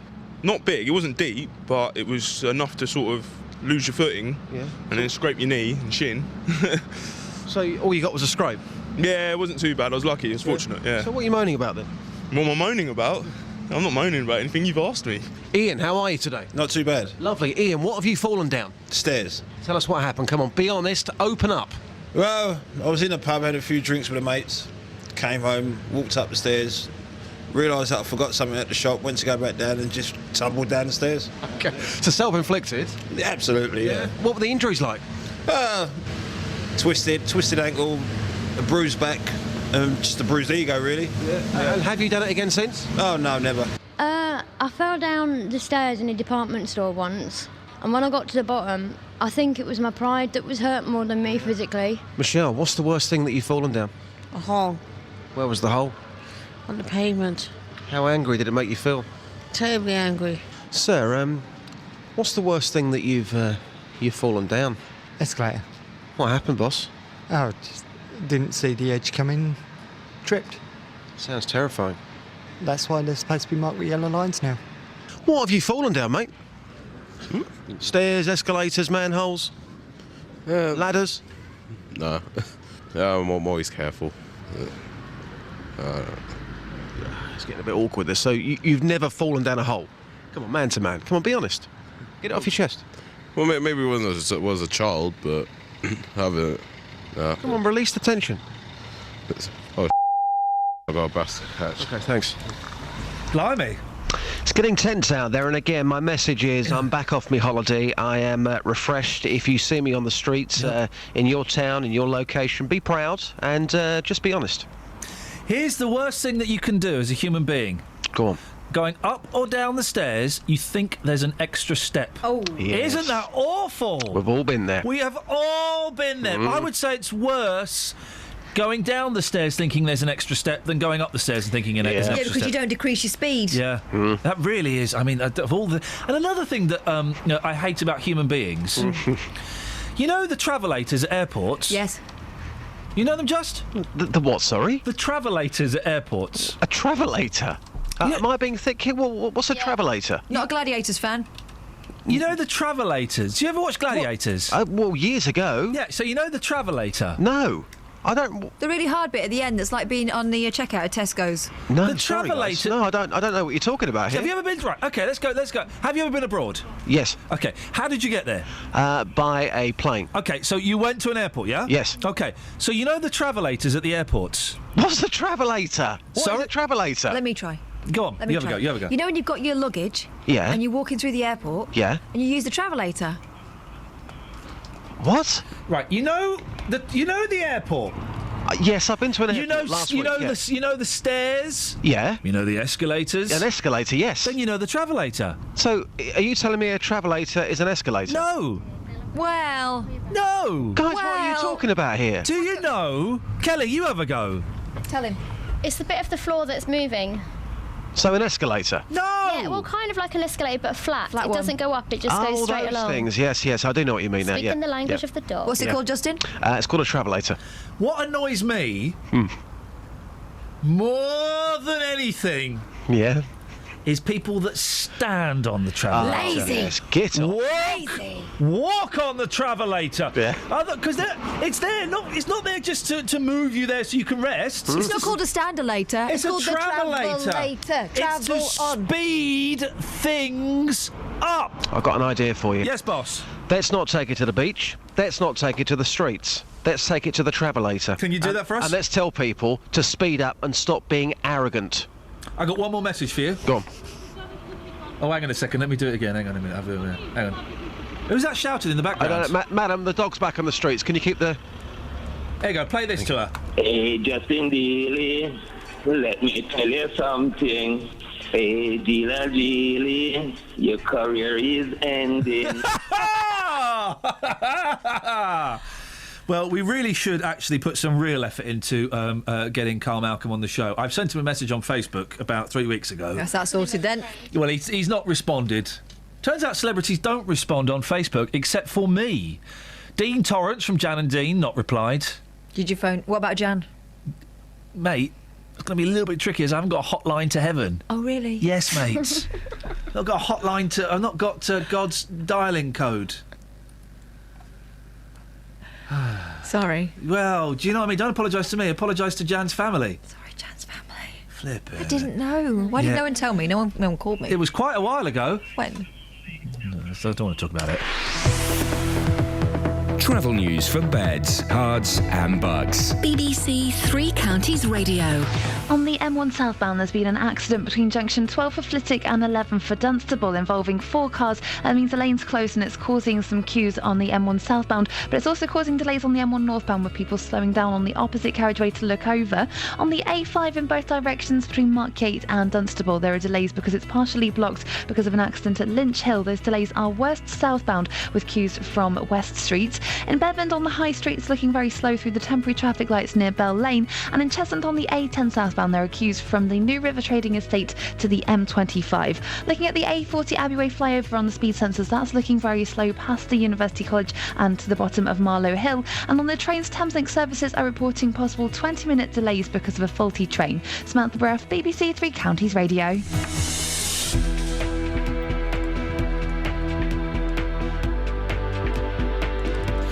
8:46 It's February. I'm Iain Lee. These are your headlines on BBC Three Counties Radio. Luton Borough Council says £60,000 spent in the last 3 years at the five-star Luton Who Hotel was privately funded as part of the Love Luton campaign. A government minister has told this programme that fines for drivers using a mobile phone could be increased again after hundreds of motorists were stopped during a week-long campaign by Thames Valley Police. And Anglo-Saxon treasure discovered by a metal detector enthusiast in Buckinghamshire goes on display at the British Museum this morning. Your call's coming up in a bit. Before that, let's get the weather with Kate. Beds, Herts and Bucks weather. BBC Three Counties Radio.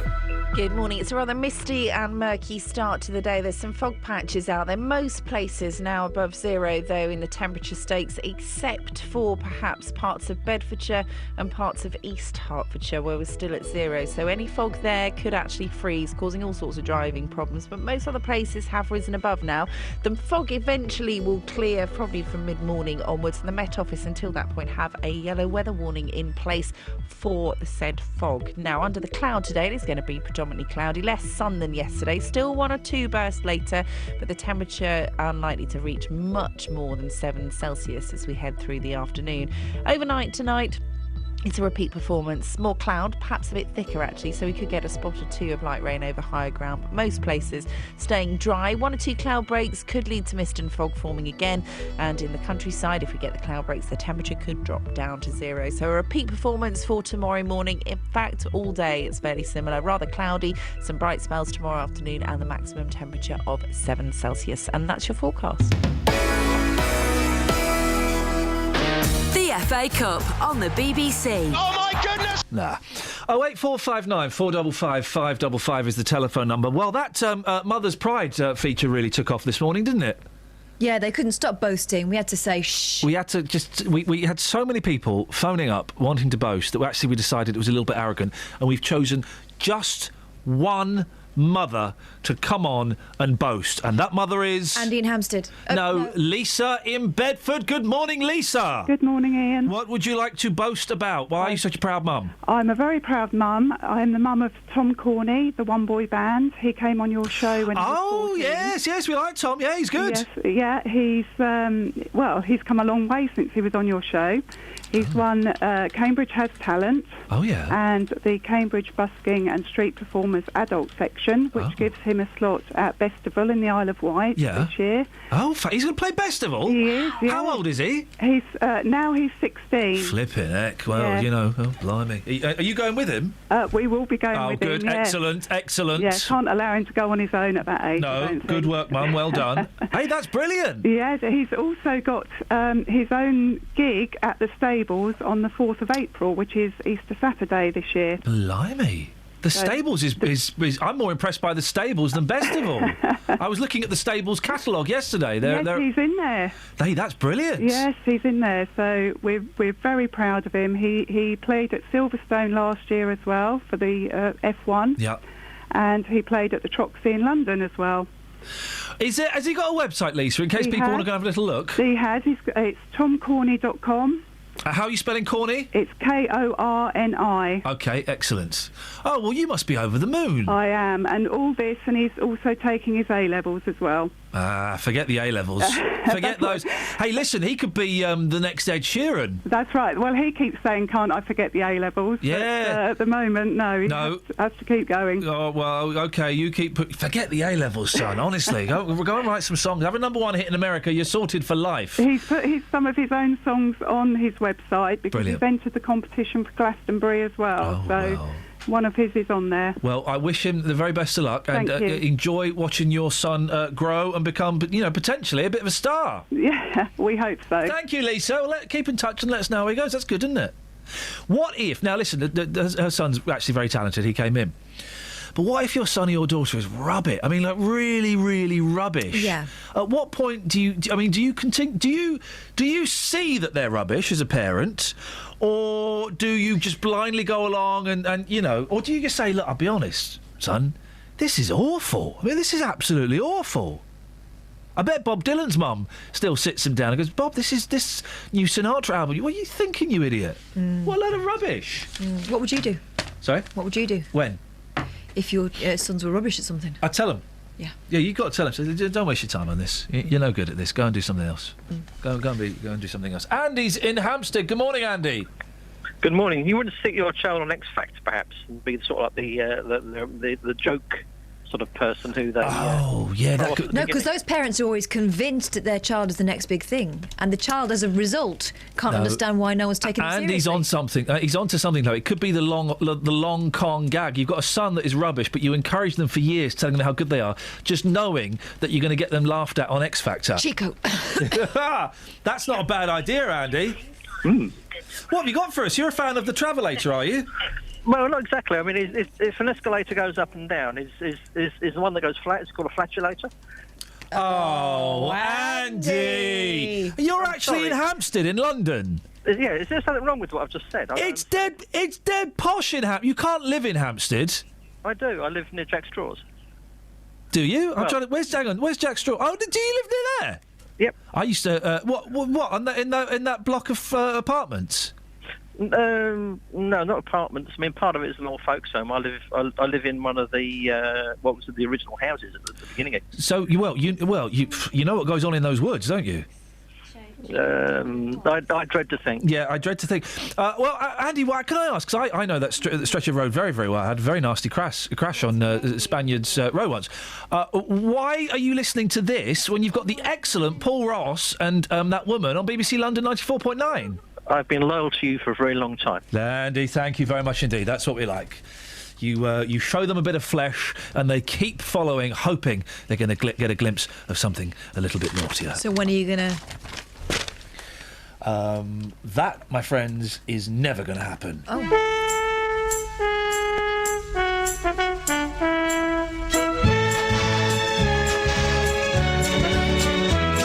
There once was a wealthy man who had a wonderful idea to bring children from all places with all kinds of faces together into a sailing ship. There were 40 boys and girls.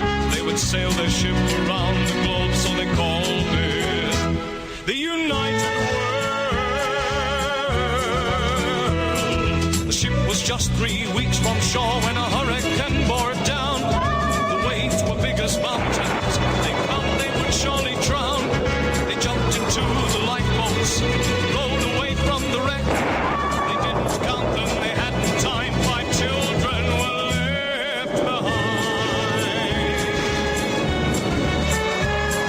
The children fought the storm all night, then finally fell asleep. They didn't realize the ship had been blown across a reef into the Lost Islands. What? Hiding in the bushes was a watchful pair of eyes, and living in the valley were people lost in time, ruled over by a tyrant whose face was in a mask. The children must defeat him so they can escape at last from the Lost Islands. The Lost Islands. Well, we forgot to do this today, and we forgot to do this yesterday, and now I can't find the page that it's on. Oh, yeah, here it is. Stephen Fry has been blasted for doing an impression of Stephen Hawking. Now, did he... I heard it was under his breath, but I didn't hear it. Have you heard it? Fry was accused of performing a tasteless vocal impression of Professor Stephen Hawking, who was in the audience at the BAFTAs and is played by BAFTA Best Actor winner Eddie Redmayne. Stephen comments on Twitter included, why do newspapers print comments from Twitter? Why not interview people? Why not, be a reporter and report? Who cares what anyone says on Twitter? It's easier to find outrage on Twitter, that's why. Stephen Fry doing an impression of Stephen Hawking was the most horrifically awkward thing I've ever seen. I don't know Stephen Hawking, but what I know of him, I think he probably think it was funny. We've all done it, haven't we? We've all done it. And it's not his voice. We've all done it. Look at Jonathan waiting to see if I'm going to do it now. We've all done it. You've done it, haven't you, Jonathan? You've done a Stephen Hawking. You've done a Stephen Hawking, haven't you, Kelly? No. What do you mean, no? I can't get my voice that low. What, the keep talking advert? Don't look at me, JVS. Oh, come on, everyone's done it, and it's not taking the mickey out of him. No, because it's also the same voice that the robot from Buck Rogers uses. Beady, beady, beady. So it's the same thing. I'm sure it wasn't done with malice. Matty! Good morning. You've done a Stephen Hawking impression, haven't you? No, I've done a Mrs. Doubtfire. Oh, yes. Ah, well, that's equally as offensive. Yes. No, it's not. Can you do a Stephen Hawking? No, I can't. OK. Are you going to talk like that for the rest of the phone call? No, I'm not. I'm going to give you a right rollicking. I bet you'd love to. Here we go. Why do you keep playing that stupid song? Which one, mate? The one you just played just now. Which one? And I know who the singer was, Ken Dodd. What? Absolute crap. Why don't you put a bit of Kenny Rogers on her? Oh, for Johnny goodness. Cash. Calm down. What are you talking about? Well, on Jennings or something All right, like that. I tell you what. All right, listen. Because I've been having a bit of a crap, don't you? All right, fella, what's your language? Now listen, I've been listening to quite a lot of country recently, so I'm in a country vibe. What do you want? Well, we need a bit of Johnny Cash. Really. All right, what Johnny Cash do you want? Hang on. Thing Called Love. Oh, classic. Oh, that's a good one. Yeah, we've got that one. Shall we Right, put it in, mate? I've got it. Jonathan likes that one. I've got it. Right, Matty, would you like to introduce it? Yeah, but it won't be Johnny Cash. It won't be, Matt. I'm not going to do that. What? I'm sorry, because you do that all the time. Mate, it's so childish. I am not. I will put. Listen, you're a regular caller. You're an old man. You've had a tough time. You've probably not got much longer left. So, what? You introduce Johnny Cash, Thing Called Love. I'll outlive you, you bum. Oh, You bum. calm down. Matty, introduce the song, please. No, I'm not. You introduce. You introduce it, otherwise I won't play it. All right, Johnny Cash, Thing Called Love. Zilch, Mr. Davalina, Mr. Bob Davalina, Mr. Davalina, Mr. Bob Davalina. Zilch, China Clipper calling Alameda. China Clipper calling Alameda. Zilch, China Clipper calling Alameda. self-defense. Never mind the furthermore, the plea is self-defense. Never mind the furthermore, the plea is self-defense. It is of my opinion that the people are intending. It is of my opinion that the people are intending. It is of my opinion that the people are intending. It is of my opinion that the people are intending. It is of my opinion that the people are. It is of my opinion that it is of my people that the And sing along with the chorus, Matt. It is my opinion that the people are intending. It is my opinion that the people are intending. Matt, sing along. People are intending. It is my opinion that the people are intending. Sing along, Matt. Matt. I'm doing it. Sing along, Matt. I'm coming in to see you on Friday.